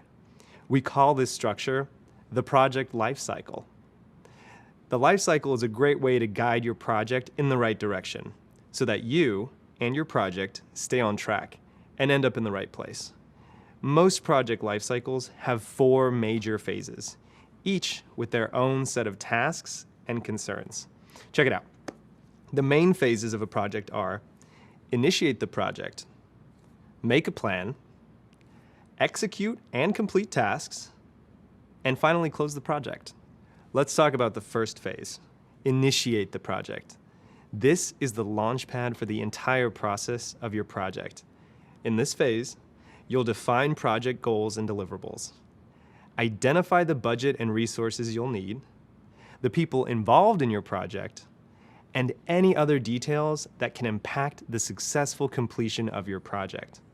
You'll document all this information in one place to showcase the project's value and hopefully get approval to move forward with it. Once the project is approved, it's time to get rolling.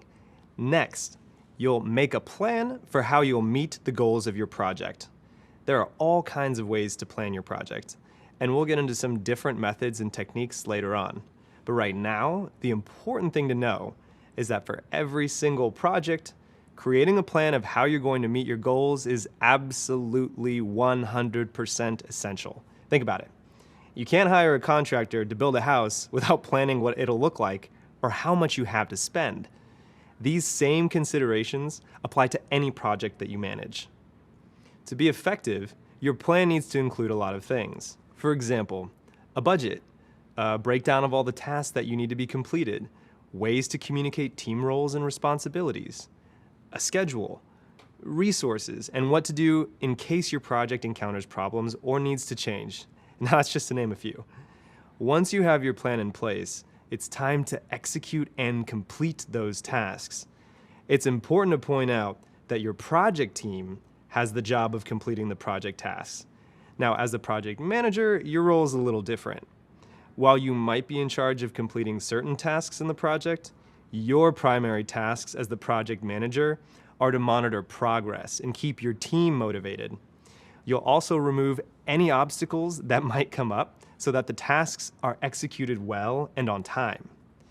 Finally, when all the tasks have been completed, all the resources have been accounted for, and the project has crossed the finish line, it's time to close the project. Why is it important to close? Well, one big reason is so your team has a moment to celebrate all of their hard work. But closing the project is also a chance to evaluate how the project went. You can make note of what worked and what didn't, so you can plan better for next time. Even if the project was a massive success, it's helpful to take time to reflect. Closing the project is also a great way to connect with anyone outside your team who may have had interest in the project's goal. You can let everyone know what was completed and what you accomplished. Some projects, like the campaign example, will have a firm end date. Once the project is finished, that's it. There's no more work to do. Other projects have different finish lines. For example, a project where you're implementing a new ordering system at a restaurant is complete after the system is set up and the employees know how it works. At that point, your goals are completed. Now it's time to hand over the project to another group whose job it is to provide support and make sure the system stays running on a day-to-day basis. Another example of this is, I once project managed the creation of a dashboard that would be used by various stakeholders in my organization. This dashboard would show pertinent information to each stakeholder depending on the team that they were a part of in our broader organization. I project managed the beginning, from writing out the vision for the project, to the end, where we delivered the dashboard. Now, once I passed off the final product, I transitioned the continued update of each team's data and the corresponding dashboard page to the respective teams. Think of it like turning over the keys of a newly built house to its new owner. The project of building the house is complete, and now it's up to the owner to take care of the house's maintenance and the upkeep. So there you have it, the project lifecycle. The exact name for each phase might change depending on the type of project or organization you work for, but the general idea stays the same. And following the project processes you will learn in this course will set you up for project management success. Next, we'll take a closer look into what happens during each phase of the traditional project lifecycle. Now that we've discussed the project lifecycle, we're going to explore some of the different tasks that match up with each lifecycle phase. But first, let's review the phases. The project lifecycle phases are: initiate the project, make a plan, execute and complete tasks, and close out the project. Okay, great. Let's get back to the tasks that need to be accomplished during each phase. For this video, we're going to focus on the first two project lifecycle phases: initiating the project and making a plan. It's important to call out that the name or tasks for each phase might change or may be a little different depending on the type of project or the organization where you work. At Google, we use a mix of different project management methods, which you'll learn more about later in the course. But regardless of the method, all projects share a lot of the same tasks needed to get the job done. So let's get into it. The first step of the project lifecycle is to initiate the project. During initiation, you'll organize all of the information you have available to you about your project. This way, when you're ready to continue on, you'll be prepared for the next phase when you can create your plan. Defining project goals makes the details of your project clear so that you and your team can successfully complete the project. For example, if the project goal is to manage a political campaign, then some deliverables, which are specific tasks or outcomes, might be to raise $5,000, or get 500 signatures in support of your candidate's cause. With this in mind, you'll need to do some research to come up with ideas that will help you meet your goals. You'll also need to find out what resources are available. Resources can include people, equipment, software programs, vendors, physical space or locations, and more. Anything you need to actually complete the project is considered a resource. Now, as a project manager, you'll record all of these details in your project proposal, and then get them approved by a decision maker or group of decision makers at your company so that you can move ahead with your project plans. Now, in some cases, you may be the decision maker, so be sure to consider the same set of factors when initiating your project before moving to the next stage. No worries, you will learn all the details about how to create a project proposal. We will be getting into more detail of what this is and how to create one later in the course. Voila! Once your project is approved, you'll move into the second step of the project lifecycle, which is to make a plan. In this phase, you'll create a budget and set the project schedule. You'll establish the project team and determine each person's roles and responsibilities. Let's pause for a second. You may be thinking, why can't we just get started? But that's the thing with project management. Deliberate planning is critical to a project's success. A crucial part of project management is planning for risk and change. An experienced project manager knows that plans always change. This ability to adapt is all about thinking and planning ahead. Scheduling delays, budget changes, technology and software requirements, legal issues, quality control, and access to resources are just some of the more common types of risks and changes that a project manager needs to consider. So it's important to keep in mind that planning is key to reducing those risks. But don't worry, if the idea of risks seems a little overwhelming right now, in later courses we'll teach you all about understanding risks. Just know that it's really important not to skip this step and to always make a plan. Again, the success of your project depends on it. Once you have a plan, you'll communicate all of this information to your team. That way, each member will know which tasks they'll own and what to do if they have questions or if they run into problems. You'll also communicate your plan with others who have an interest in the project's success, so that they are aware of your plans and your progress as the project continues to move forward. Nice job! We've made it halfway through the steps of a project lifecycle. Up next, we'll check out the remaining two phases: executing and completing tasks and closing the project. Catch you in a bit. Welcome back. We just learned about the core tasks that need to be completed in the first two phases of the project lifecycle: initiating the project and making plans. Now, it's time to put your plans into action. Remember, it's not your job to actually do all the tasks.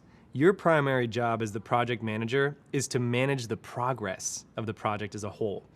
This means you'll oversee your team's efforts and make sure everyone understands what's expected of them, what tasks need to be done, and how and when to complete those tasks. It's also your job to help remove any obstacles and to alert the right people if it looks like there might be a delay to the project. This means you'll need to communicate with your team and anyone else involved in your project through meetings, written communications like memos, emails or internal chat tools, and other working documents like task reports. Quick pro tip: if in doubt, err on the side of over-communication.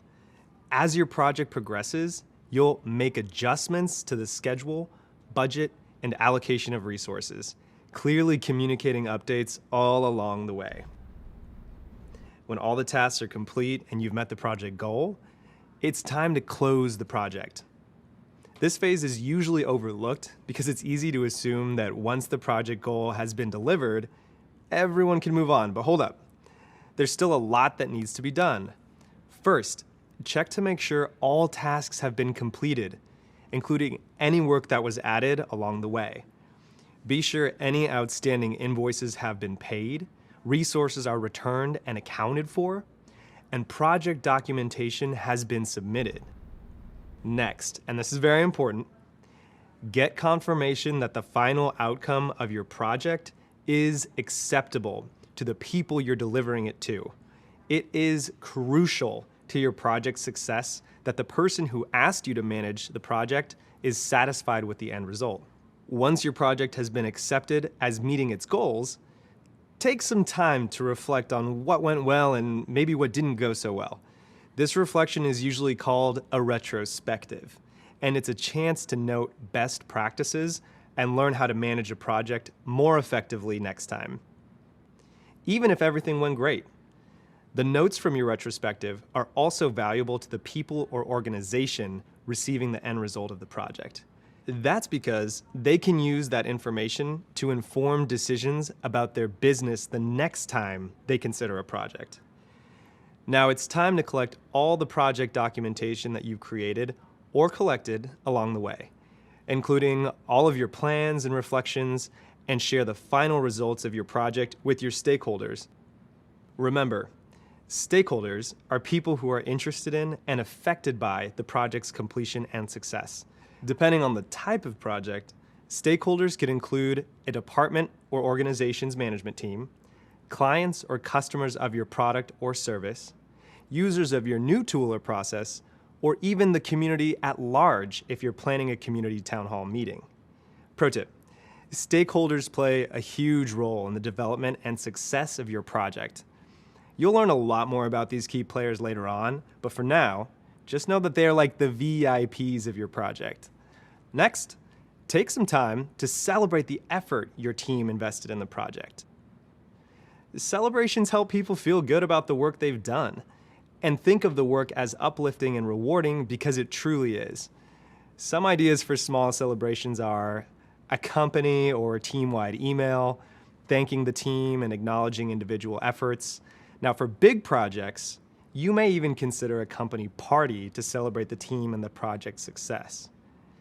To wrap up, you and your team can formally move on from the project so that you can pursue new projects in the future. Well, as you can see, being a project manager is a lot of work, but it's very rewarding, and it's all, well, manageable when you follow through with the project lifecycle. You can see how the organization, communication, and improvements you add to various areas of a project can make the entire team more effective and efficient. And you can have an impact on many areas of a project in a way that's greater than if you focused on any one task on the project. Similar to a coach with a sports team, even though you aren't actually playing a direct role in the game, your guidance, your communication, and your team building can make the difference in a happy, high-performing, and successful team. In later courses, we'll discuss each of these project phases, and you'll learn methods, techniques, and tools to help you. For now, we just want you to become familiar with the general project management process, and we'll share some of the terms and concepts used in the field that you'll need to know as you develop your project management skills. Up next, we'll introduce you to two of the more popular project methodologies, Waterfall and Agile. See you soon. Welcome back. As we've already discussed, not all projects are alike.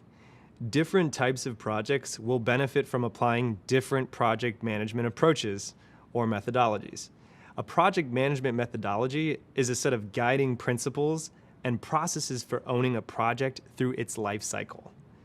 Project management methodologies help guide project managers throughout a project with steps to take, tasks to complete, and principles for managing the project overall. We will talk through two different types, linear and iterative. Linear means the previous phase or task has to be completed before the next can start. A linear approach would work well for a project like building a house. You'd need the blueprint created before you can begin laying the foundation. You've got to know exactly what the house will look like, its dimensions, and what type and how many resources you'll need.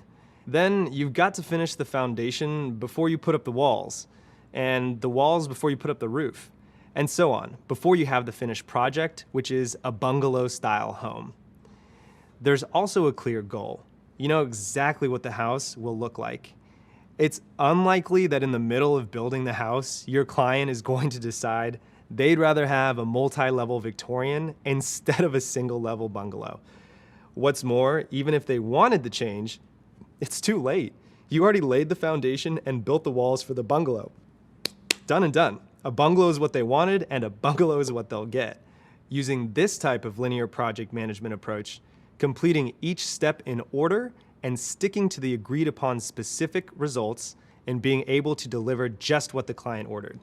For a project like producing a new show for a television company, on the other hand, it might be more effective to use a methodology that uses an iterative, more flexible approach, where some of the phases and tasks will overlap or happen at the same time that other tasks are being worked on. Your team comes up with an idea for a show and films a pilot. You run several tests of the pilot in different locations and time slots. As your team gathers feedback about the pilot, adjustments to the show are made. At the same time, you're able to make decisions and start working on other parts of the project, like hiring permanent actors, starting film production, and working on advertising, even while the final version of the show is being worked on. And even though the overall goal is clear, produce a new show, the type of show could end up being different from the original idea. Your team may have started out creating a 1-hour show, but during testing, they realized a half-hour show would actually be more popular. Or maybe a supporting character got a lot of positive feedback, so you want to make them one of the main characters. What's more important is that you produce a show that audiences are going to watch. Because of the iterative approach, plans remain flexible, and you're able to make adjustments as you go along. Each of these projects benefits from a different approach to how tasks will be carried out in order to best meet the project's goals. Linear projects don't require many changes during development and have a clear, sequential process. If you stick to the plan, it's likely you'll finish your tasks within the time schedule and all other criteria. Iterative projects allow for more flexibility and anticipate changes. You're able to test out parts of the project to make sure they work before the final result is delivered. And you can deliver parts of the project as they are completed, rather than waiting for the entire project to be done. Over the years, the field of project management has developed many different methods that project managers can choose from that will help them manage most effectively. Google takes a hybrid approach to project management. We mix and match from different methods depending on the type of project. Our project managers are encouraged to adapt their own style to what makes the most sense to their project and their team. So are you starting to see how different approaches might benefit the projects you'll be working on now? Pretty soon, you'll become a pro at picking an approach or combining approaches to fit with your project. Up next, we'll learn about the most well-known and most used project management methods that you can add to your project management toolbox. Two of the most popular project management methodologies are Waterfall and Agile. Each of these methods has a rich and complex history. In fact, you could take an entire certificate on just one of these methods alone. You'll have a chance to learn more about Waterfall and Agile methods in the upcoming courses of this certificate. So be sure to check those out after completing this one to learn more. For now, I'll just give you a brief introduction and provide you with some examples that illustrate how different types of projects can be more successful or easier to manage when you consider which method to use. First, let's take a look at the waterfall approach. Waterfall, as a methodology, was created in the 70s and refers to the sequential ordering of phases. You complete one at a time, down the line, like a waterfall starting at the top of a mountain and traveling to the bottom. Remember the definition and example of linear from that last video? Well, waterfall has a linear approach. At first, waterfall was used in the physical engineering disciplines, like manufacturing and construction. Then software emerged as an important field of engineering, and waterfall was applied to those kinds of projects as well. It's still used a lot in engineering fields, including product feature design and application, also known as app design. Over time, other industries like event planning and retail have adapted waterfall phases to fit their projects. There are now many styles of waterfall, and each style has its own specific set of steps. What they all have in common, though, is that they follow an ordered set of steps that are directly linked to clearly defined expectations, resources, and goals that are not likely to change. Let's take a closer look. The phases of a waterfall project lifecycle follow the same standard project lifecycle flow that you learned about earlier: initiating, planning, executing, which includes managing and completing tasks, and closing. So, when would you want to use a waterfall approach to project management? Well, when the phases of the project are clearly defined, or when there are tasks to complete before another can begin, or when changes to the project are very expensive to implement once it's started. For example, if you were catering an event for a client on a very tight budget, you might want to use waterfall methodology. This way, you could confirm the number of guests first, then very clearly define the menu, get approval and agreement on the menu items and costs, order the unreturnable ingredients, and successfully feed the guests. Because the budget is limited, you can't afford to make changes or waste food. The traditional method won't allow for the client to make changes to the menu once the order has been placed. You can also reserve tables, chairs, and dishes because you know exactly how much and what kind of food is being prepared. A well thought out traditional approach to managing a project can help you reach your desired outcome with as little pain as possible during the project implementation. By spending extra effort thinking through the entire project up front, you'll set yourself up for success. Now, in an ideal world, following this approach will help you identify the right people and tasks, plan accordingly to avoid any hiccups along the way, create room for documenting your plans and progress, and enable you to hit that goal. However, plans don't always go, well, according to plan. In fact, they rarely do. The waterfall method has some risk management practices to help avoid and deal with project changes. Luckily, there are other methodologies that are entirely built for change and flexibility. One of these is Agile, another popular project management approach. The term Agile means being able to move quickly and easily.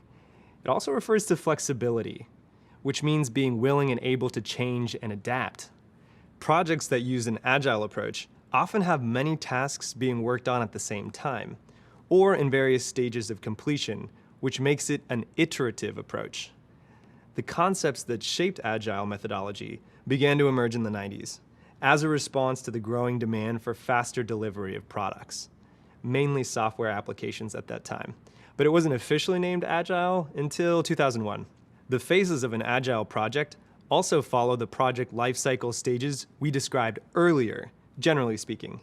However, rather than having to always go in order or wait for one phase to end before starting the next, Agile project phases overlap and tasks are completed in iterations, which in Scrum are called sprints. Scrum is a form of Agile that you'll learn more about in the course focused entirely on Agile. And by sprint, we do not mean running a race as fast as possible. In this case, sprints are short chunks of time, usually 1 to 4 weeks, where a team works together to focus on completing specific tasks. What's important to understand is that Agile is more of a mindset than just a series of steps or phases. It's concerned with building an effective collaborative team that seeks regular feedback from the client so that they can deliver the best value as quickly as possible and adjust as changes emerge. Projects that are best suited for an Agile approach are those where the client has an idea of what they want, but doesn't have a concrete picture in mind. Or they have a set of qualities they'd like to see in the end result, but aren't as concerned with exactly what it looks like. Another indicator that a project may benefit from Agile is the level of high uncertainty and risk involved with the project. We'll talk more about those things later. An example of a project that would work well with an Agile approach might be building a website. Your team would build the different parts of the website in sprints and deliver each part to the client as they are built. This way, the website can be launched with some parts, say the main homepage, that are complete and ready for public view, while other parts, maybe the company blog or the ability to book online appointments, continue to get built out over time. This allows the team to get feedback early on about what works and what doesn't, make adjustments along the way, and reduce wasted efforts. In this same website example, the waterfall method will plan for and require the whole website to be complete before it can launch. Having a basic understanding of waterfall and agile will help you figure out an effective way to organize and plan out your project. And knowing about these two methodologies will come in handy during future job interviews, because you'll be able to demonstrate a solid understanding of the project management landscape. Waterfall and Agile are two of the more common and well-known project management methodologies, but they are by no means the only or the best ones. In the next videos, you'll learn about Lean Six Sigma, another way to approach projects. Here at Google, believe it or not, we select from many of these methodologies for project management. Hey again, now you've got Waterfall and Agile methodologies in your project manager toolbox. Lean Six Sigma is one more you can add. It's a combination of two parent methodologies, Lean and Six Sigma. The uses for Lean Six Sigma are common in projects that have goals to save money, improve quality, and move through processes quickly. It also focuses on team collaboration, which promotes a positive work environment. The idea is that when your team feels valued, motivation and productivity increases, and the whole process functions more smoothly. There are 5 phases in the Lean Six Sigma approach. They are define, measure, analyze, improve, and control, commonly known as DMAIC. DMAIC is a strategy for process improvement, meaning you're trying to figure out where the problems are in the current process and fix them so that everything runs more smoothly. The goal of each step is to ensure the best possible results for your project. Just like with Waterfall and Agile, there are more specific details for using DMAIC and the Lean Six Sigma approach. But what's great about the DMAIC process is that it can be used to solve any business problem. Let's break it down. The first phase is to define the project goal and what it will take to meet it. This first phase is very similar to the initiation phase of traditional project management. Let's take a real scenario to illustrate. Imagine that you are brought on as a project manager for a large travel company to help streamline and minimize customer service wait times that have been surging due to a recent sales promotion. Before you begin working on tackling the issue, you're going to need to define the project goal and talk to stakeholders about expectations for the project. In this case, the goal is to take average wait times down to less than 10 minutes on average compared to 30 minutes. Next, it's time to measure how the current process is performing. In order to improve processes, DMAIC focuses on data.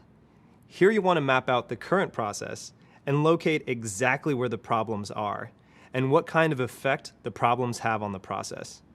Using our example, you're trying to figure out why it's taking so long for the travel company to address a customer service issue. To do this, you look at company data like average wait times, number of customers per day, and seasonal variations. Then you'll set a plan for how you'll get that data and how often to measure it.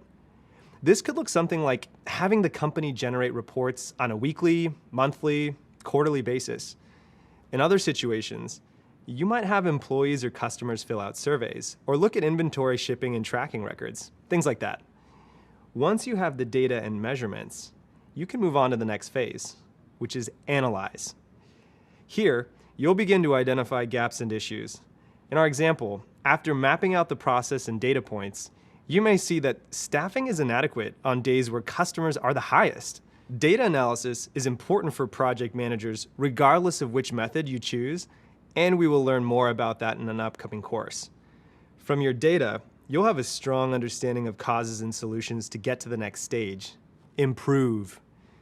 Oftentimes, project managers may want to leap straight to this phase, but really, projects and process improvements should only be made after a careful analysis. This is the point where you present your findings and get ready to start making improvements. In our example, this could be modifying staffing to address customer needs. The last step of this cycle is control. You've gotten the process and project to a good place, and now it's time to implement it and keep it there. Controlling is all about learning from the work you did up front to put new processes and documentation in place. and continue to monitor so the company doesn't revert back to the old, inefficient way of doing things. To sum it all up, you can remember DMAIC like this. Defining tells you what to measure. Measuring tells you what to analyze. Analyzing tells you what to improve, and improving tells you what to control. Lean Six Sigma and the DMAIC approach are ideal when the project goal includes improving a current process to fix complex or high-risk problems, like improving sales conversions or eliminating a bottleneck, which is when things get backed up during a process. Following the DMAIC process prevents the likelihood of skipping important steps and increases the chances of a successful project, and is a way for your team to discover best practices that your client can use going forward. It uses data and focuses on the customer or end user to solve problems in a way that builds on previous learning so that you can discover effective permanent solutions for difficult problems. There are many ways out there that break the flow of project management into digestible phases and approaches, all with the same end goal of accomplishing the desired outcome as smoothly as possible and delivering the best value. Like I said earlier, at Google, we follow a lot of different approaches. For instance, an engineering team releasing a customer-focused product may primarily use Agile when creating the product, but decide to plug in some of the aspects of waterfall project management for planning and documentation. A customer service team might focus on using Lean Six Sigma to improve an experience for our users, like offering new features based on a recent analysis. But the team might develop parts of the code and roll out the features using agile iterations and sprints to allow for change. Or one of our internal education and training teams may focus solely on waterfall project management to achieve a targeted goal of having all employees complete an annual compliance training. Here, waterfall makes sense since the requirements of the training program are fixed and so is the deadline and goal. The biggest takeaway is to know the various methods and tools to be able to confidently apply what works best for you, your team, and the end goal. There is no real prescription for how to execute a project perfectly, because there are always pieces you can't 100% control. But the good news is, you can get pretty close with the skill sets you develop through learning about these different frameworks. Congrats on completing this module on the project lifecycle and project management methodologies. So what did you think? Hopefully, this introduction to a few of the core project management methodologies and hearing from a Googler about the way we approach project management here at Google has you interested and excited to keep on learning. One of the great things about project management is that it can be really creative and present you with challenging problems to solve that have a rewarding impact. You get to work with teams full of interesting, skilled, and dedicated people who help with the problem solving and idea generating process. Every project is an opportunity to learn and try something new. Waterfall, Agile, and Lean Six Sigma are solid foundations from which to build your understanding of project management. Each methodology has its own set of rules, values, and processes. There is no such thing as a right or a wrong methodology. There is no one-size-fits-all approach to take. And there's almost no limit to the number of ways you can blend different approaches to fit the needs of your project. Your goal in choosing a methodology is to maximize the use of resources and time. The method, or combination of methods, will help you reach your goal in the most efficient and effective way. This might feel like choice overload right here, but hang in there.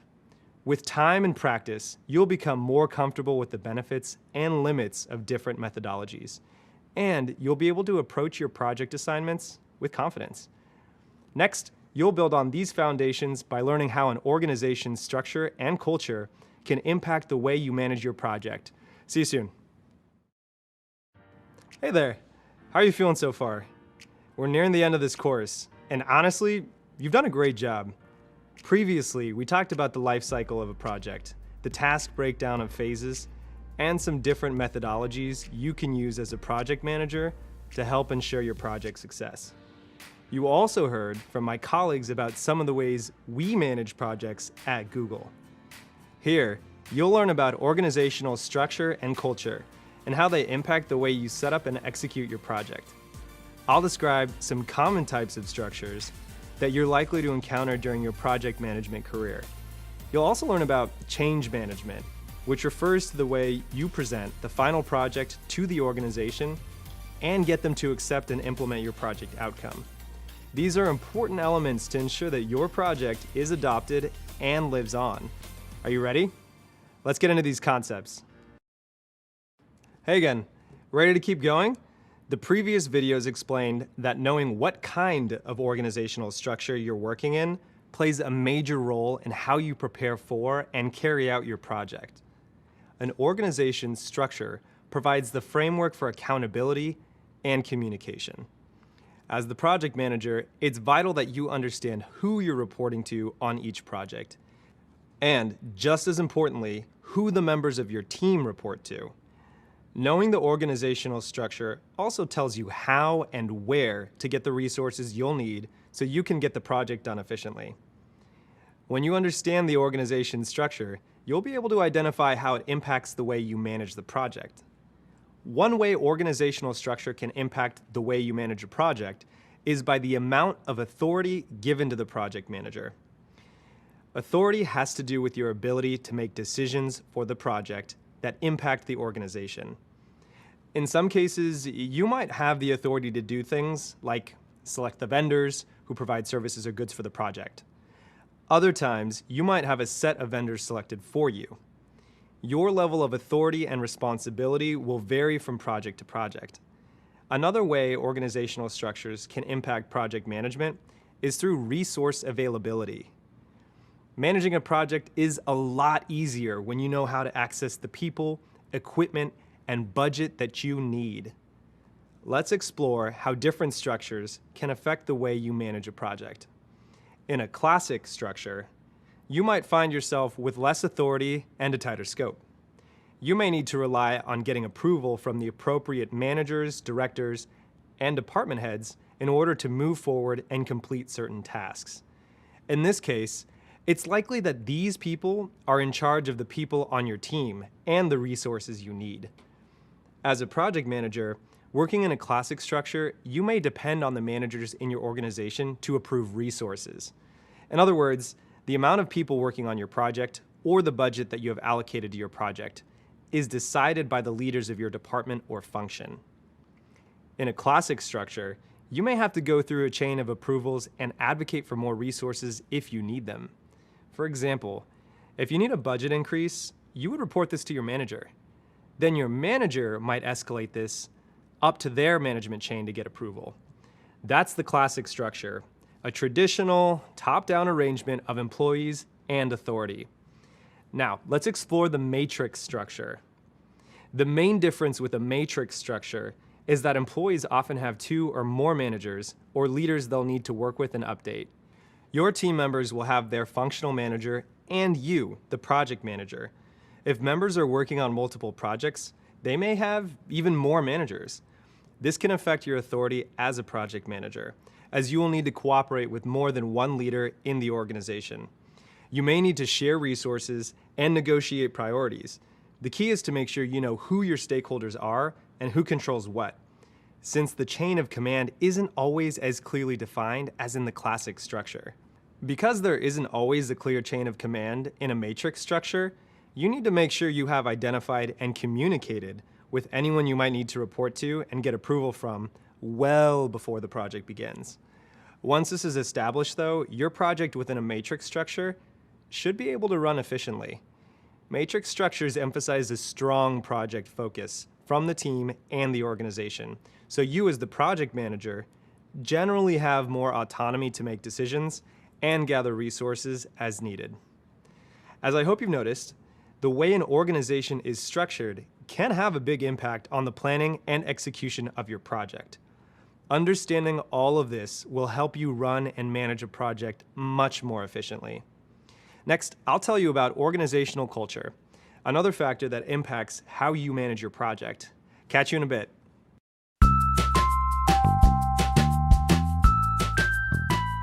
Hi, I'm Lon. I'm a director of program management at Google, A program management director has a team of project managers to help execute and bring products to our users. I work on the project management team, or the PMO team, for a group called Geo. And in Geo, we bring geospatial products to our users, things like Google Maps and Google Earth. And the team that I'm a part of actually works on all of the data and imagery that powers all of those products. A project management office is a team of project managers. We are a group that coordinates all of the different parts of a project together, including folks who work on our product, engineers, and many business functions, and we help bring all of those ideas to life. My role specifically in working in a PMO is ensuring that we're connecting all of the different parts that are associated with projects to ensure that they're all connected together. Sometimes we find out when projects are happening, there's a piece of it here and a piece of it there, and they may not even know about each other. One of the most critical things that project managers get to do is they get to have a bird's eye view of everything that's happening in a project. So that's a lot of my role, and what I'm working on with my team is ensuring that all of the pieces that need to connect together actually do connect together. I've had many different roles inside of many different PMOs inside my career, all the way from taking just a piece of a part of a project when I was really early in my career, and then expanded that into taking a full end-to-end project, which were smaller, and then building up my career and then moving into really large, complex projects. And at each stage of these, I had loved every piece of it. So even from the time that I had only a part of a project, I got to go really deep inside of some of those technologies and have really deep and meaningful relationships with the teams that I have been working with. And that's not always possible when you're working on a really large project that has hundreds of people. You won't be able to develop deep relationships across that large group. On the flip side, when you're working on a large, complex project, you get to see all of the different gears turning inside of a large ecosystem of things that are happening. But that took a long time in my career to build up. But at each phase of it, I realized I was learning a little bit more, and I was learning how to work a little bit more broadly and think a little bit more differently, but really ensuring how do you continue to keep the execution and rigor of a project to ensure that ideas were coming to life. One of the biggest benefits I see in working in a PMO is that you get to share a lot of best practices with each other. One of the downsides, I think, for project management is typically we don't get to work with each other because we're working with a lot of client teams and we're working with other disciplines. But a huge benefit in working in a PMO is that you get to connect with other project managers where you can share your challenges and see how somebody else had gotten through it. Or you can share templates or tools that you may take time to develop on your own, but somebody else already has handy, so you can borrow or just steal their tool for your own use. But the best part is you have a community of people who think the same way about problems in a very methodical, in a very task-oriented, in a very action-oriented and goal-oriented way, which is not typically true if you're working across all other disciplines all the time. Hey again. Let's begin with two quick questions. What do you know about culture? And how do you define culture? When I hear the term culture, the first things that come to mind are things like languages, food, clothing, and types of dress. It's important to note that there are other, maybe less obvious, but just as impactful parts of culture, like beliefs, traditions, and customs. When we learn about someone's culture, we gain a much deeper insight and more complete picture into who they are and how they navigate the world. The same can be true for organizations. An organization's culture provides context and acts as a guide for what their people value, how they operate on a daily basis, how they relate to one another, and how they can be expected to perform. There are many ways to define organizational culture. Some definitions emphasize teamwork and innovation, while others focus on attention to detail and achievement. Entire thesis papers, workshops, and conferences are dedicated to defining and analyzing organizational culture. We only have a few minutes here, so I'll do my best to sum it up. Organizational culture is, in part, the values employees share, as well as the organization's values, mission, history, and so on. In other words, organizational culture can be thought of as the company's personality. Understanding an organization's culture will help you navigate your team more effectively toward achieving the project's goal. It also impacts the way you plan your project. You'll need to be familiar with an organization's culture so that you can minimize conflict and complete the project with as much support and harmony as possible. An organization's mission and values can provide clues to its culture. If you can demonstrate how the project supports the company's mission or how the project aligns with the company's values, you'll have more support from executives and stakeholders to get the approvals and resources you need. Pay attention to what leaders in the organization value when conducting business. Does the management team care about speed over perfection? How do people within the organization make decisions? Do they thoroughly examine every option for every decision? This will help inform which values are the most important to them and how you can approach your decision making. If you're ever stuck in your project and need guidance about making a certain decision or are unsure how to communicate with someone in the organization, reviewing the mission and values may help direct you toward the right way to handle that situation. Here's an example. If the company values stability and user feedback, it might encourage expanding the project timeline to allow for testing and then making decisions based on those testing results. If the company values innovation and revenue growth, it might encourage a shorter timeline to get the product out faster and taking some risks to try out new ideas.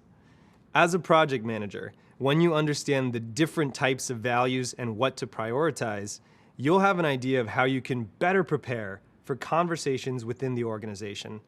Ideally, you'll want to have a good sense of an organization's culture before you start the first phase of your project. If you are interviewing for a project management position, asking about the culture is a great way to get more information about the company. It also shows the interviewer that you're knowledgeable about the impact culture can have on a project. To help you gain a better sense of an organization's culture, consider the following questions. How do people prefer to communicate? Is it primarily through scheduled meetings, via email, over the phone? How are decisions made? Majority vote or top-down approvals? What kinds of rituals are in place when someone new comes to the office? Are they taken out to lunch, given a tour of the building, or introduced to the staff? How are projects typically run? Do they prefer classic? Do they prefer matrix or some other style of project management? And finally, what kinds of practices, behaviors, and values are reflected by the people in the organization? Is overtime or weekend work an expectation? Are there company-sanctioned social events? Finding out what the company values will tell you a lot about the culture and how to handle communication, manage expectations, and identify potential conflicts as you work through your project. Once you begin working on a project, here are some ways to navigate company culture that will help you get the most out of your team and ensure that your project is supported. As I just discussed, make sure to ask questions. As you observe the culture, try asking your peers what they think is going well and what they would change. Your peers may have the same opinion as you, and if not, you may learn something new you didn't learn in the interview process. Either way, you'll be in a better place to assess risk, adjust your current project, or be more prepared for projects in the future. It's also a good idea to make observations. It's important to understand how things work and what people like and respect about the company's culture. When working in different geographies, it's also important to be aware of established customs like bowing, shaking hands, or wearing head coverings. This will help you gain understanding and form respectful relationships. Lastly, it's important to understand your impact. Be aware of your role as a change agent. A change agent is someone who helps the organization transform by focusing on improving organizational effectiveness and development. You and your project will most likely affect the organization in some way. Sometimes just the presence of a project manager creates changes in the office environment or employee dynamics. If your project requires major changes that the organization must adapt to, be mindful of how extreme those changes could be and seek feedback and approval early on. The company may not agree with certain kinds of changes that don't seem to fall in line with their mission, vision, or culture. It's important to recognize the limits or boundaries of changes to implement and understand what would be the most beneficial for the project and the company overall.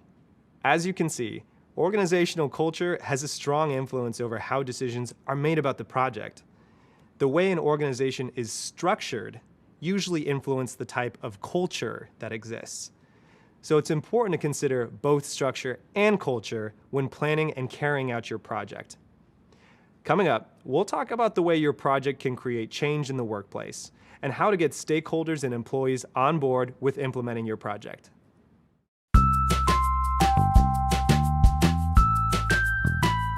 Hi, I'm Amar. I'm a senior engineering program manager at Google Shopping. And on a day-to-day basis, I drive programs which spans across multiple products at Google. The way I look at program management, it's more like life is program management, right? Everything in life is program. Having kids, building a house, buying car, everything we do, there's a start and end kind of deal. And what we see across the board in anything and everything we do, there's a tremendous amount of friction in the system, in the decision making, in the budgeting, everything in life, right? And that applies equally to software program management. Or even if you're in a construction industry, if you see right from starting the construction project to really getting the bids and all the stuff, right? There's a tremendous amount of chaos from the perspective of that, okay, you know what, are the right people connected? Are the right decision-making people in the meeting? Are there right number of approvals that we have in a timely basis? So there are many of these things that I had witnessed during my career and the previous companies and even at Google, that those were not efficient and those were really adding a huge risk or exposing the risk late in the development cycle. And that is what I had seen as a chaotic world. And I really felt that, you know what, I can really help out in solving some of those chaos. On a day-to-day basis, I work on bringing order into chaos.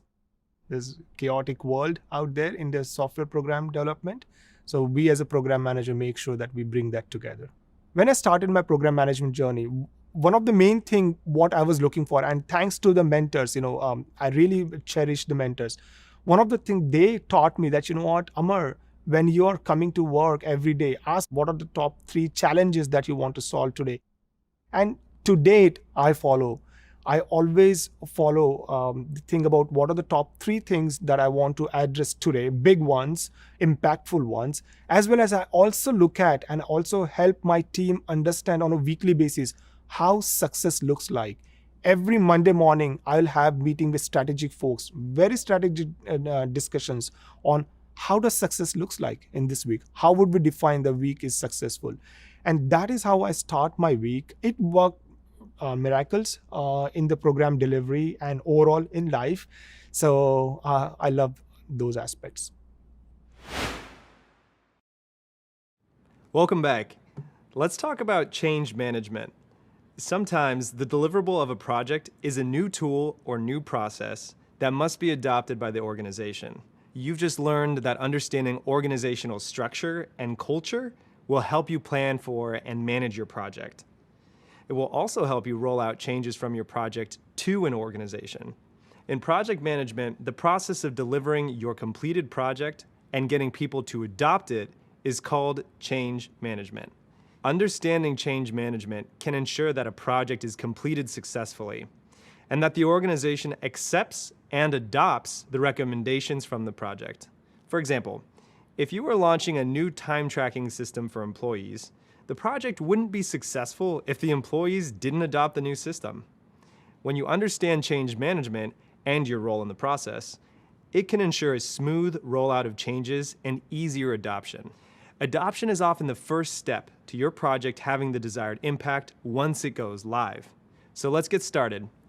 As a new project manager, you may not be responsible for planning all of the required change management for your project. But regardless, you can help the success of the project by understanding your role in the process and how your organization may react to that change. It's important to recognize that it's the people in an organization who are directly impacted by any changes in the workplace. Implementing a new project can mean changes to processes, budgets, schedules, and employee roles and responsibilities. Even aesthetic changes, like building a new wing, renovating the lobby, or switching to a new company logo, means employees will have to adjust to something new and different. Something as simple as adding a new logo can lead to a major headache for the employees who have to swap out all the old stationery and make sure everyone in the office is using the new logo correctly. When you consider the success of your project, it's important to keep in mind the changes that people will need to implement as a result. Thinking through these changes will set you up for success in getting your project accepted and adopted. There are many change management models and strategies, and a quick internet search will provide you with more explanations and examples than you will probably ever need. While we have additional readings on change management coming up, feel free to read on any articles on the topic from well-respected project management organizations to keep learning. Though there are lots of different models, they all share the same general concepts. Change management in project management is centered around 3 core concepts and best practices. The first core concept is creating a sense of ownership and urgency around the project. Ownership means getting others to feel like they are empowered to take responsibility for the successful completion of their tasks.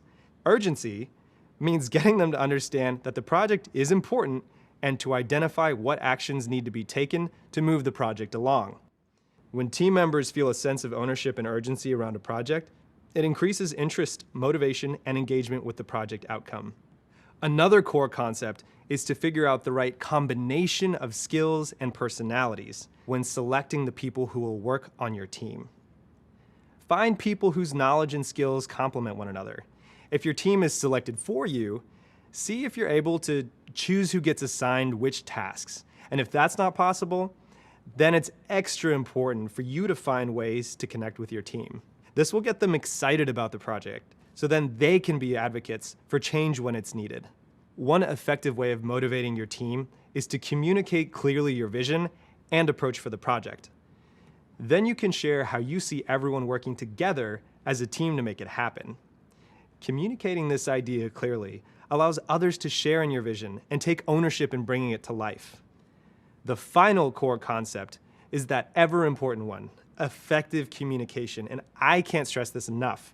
Communication is key. Having effective communication with your team means being transparent and upfront with your plans and ideas, and making information available. Make sure your team, along with the rest of the organization, is kept up to date on your progress. This will allow everyone to feel like they are included in part of the project.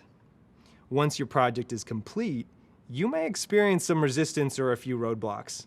Remember, change doesn't happen overnight, so don't give up on it yet. If you do get some pushback, you can move the process along by helping folks adjust, rewarding their efforts, and reminding them of the overall value the project is providing long-term. Understanding the change process can help you determine how you can support a successful response to your project. For example, understanding the importance of communication will help you be mindful of clearly communicating project plans to your team, as well as communicating the expected impact of the project with the rest of the organization. Remember learning about Agile project management? Well, since it's a popular methodology that you'll probably use at some point, I wanted to point out that many of the principles of Agile project management align with successful change management. How might an Agile team approach change management, you ask?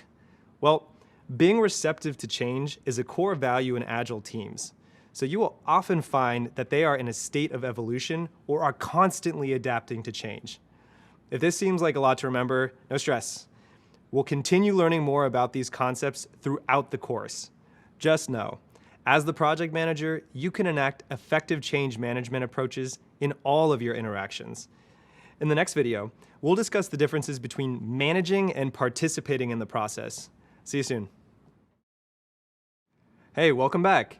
In the previous video, we talked about the process of change management. Change management is actually a huge undertaking and a project in itself.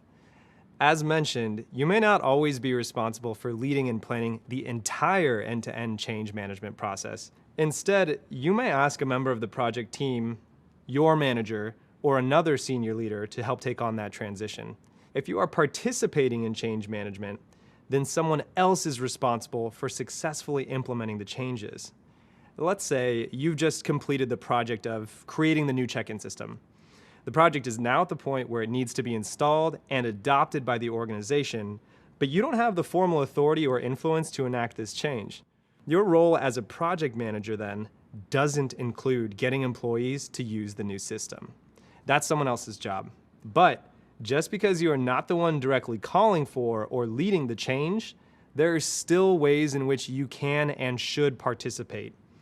And that's what this section is about. The process of handing off the project and the ways in which you, as the project manager who created the new system, can stay involved.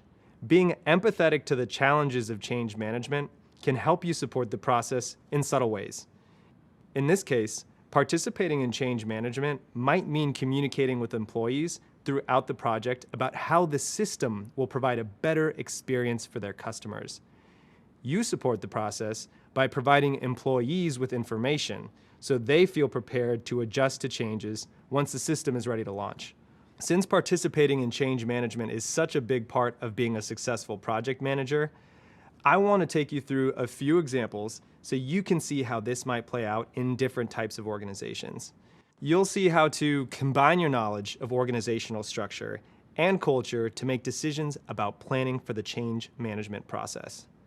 Let's explore the same pharmacy check-in project in two different organizational structures and with different team cultures to understand how these ideas are applied. Say the pharmacy chain is a classic organizational structure and has an informal corporate culture. The final project requires a name change from the old check-in system called Speedy Care to the new system called Speedy Check-in.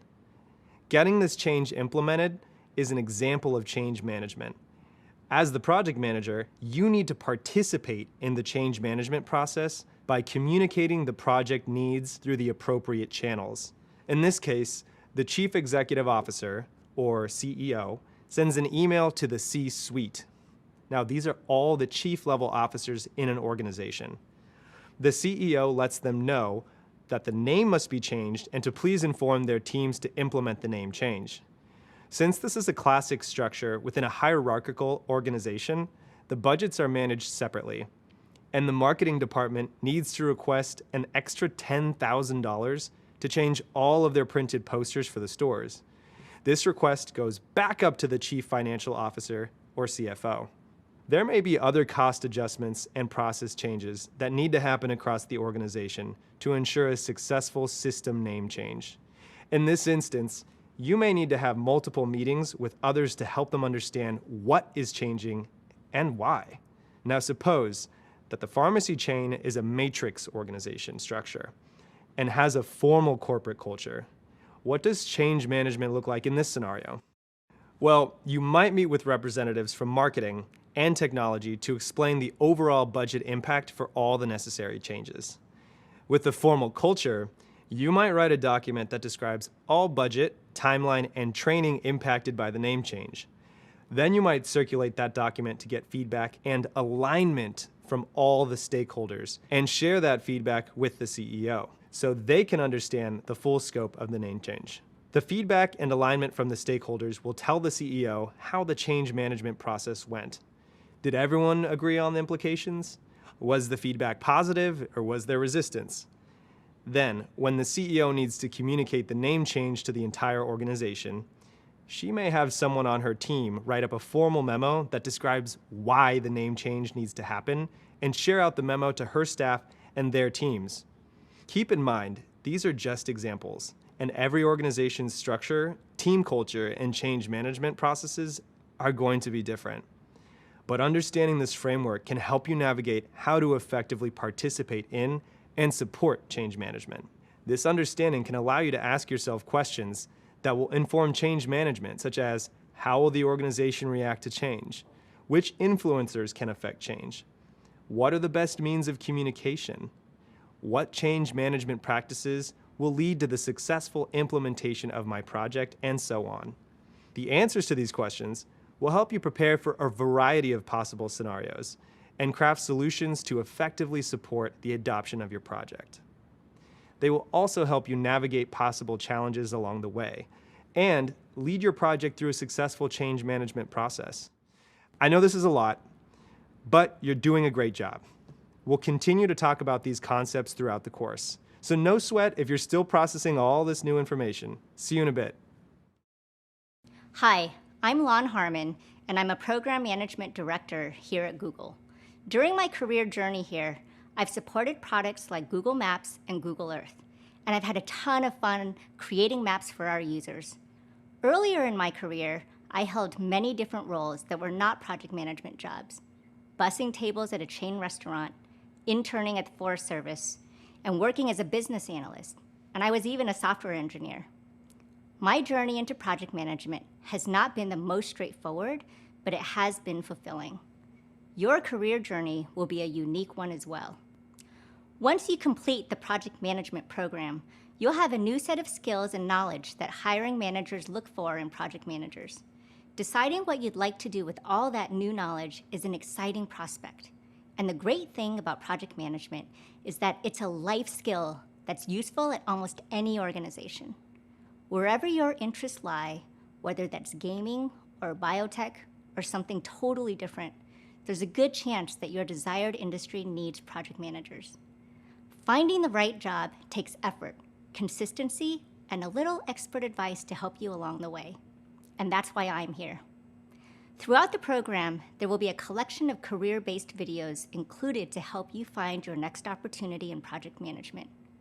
We'll cover some basics, such as building a resume and interviewing. We'll also include additional tips for creating an online professional presence through sites like LinkedIn, as well as tips on communicating and interviewing remotely.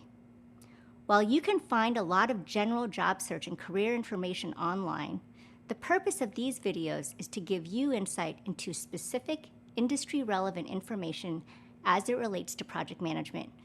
In addition to what you have already learned about searching for these types of roles, I'll offer some of my own tips and best practices on how to take it a step further to help you navigate through the job search process, breeze through the interview, and land your next opportunity.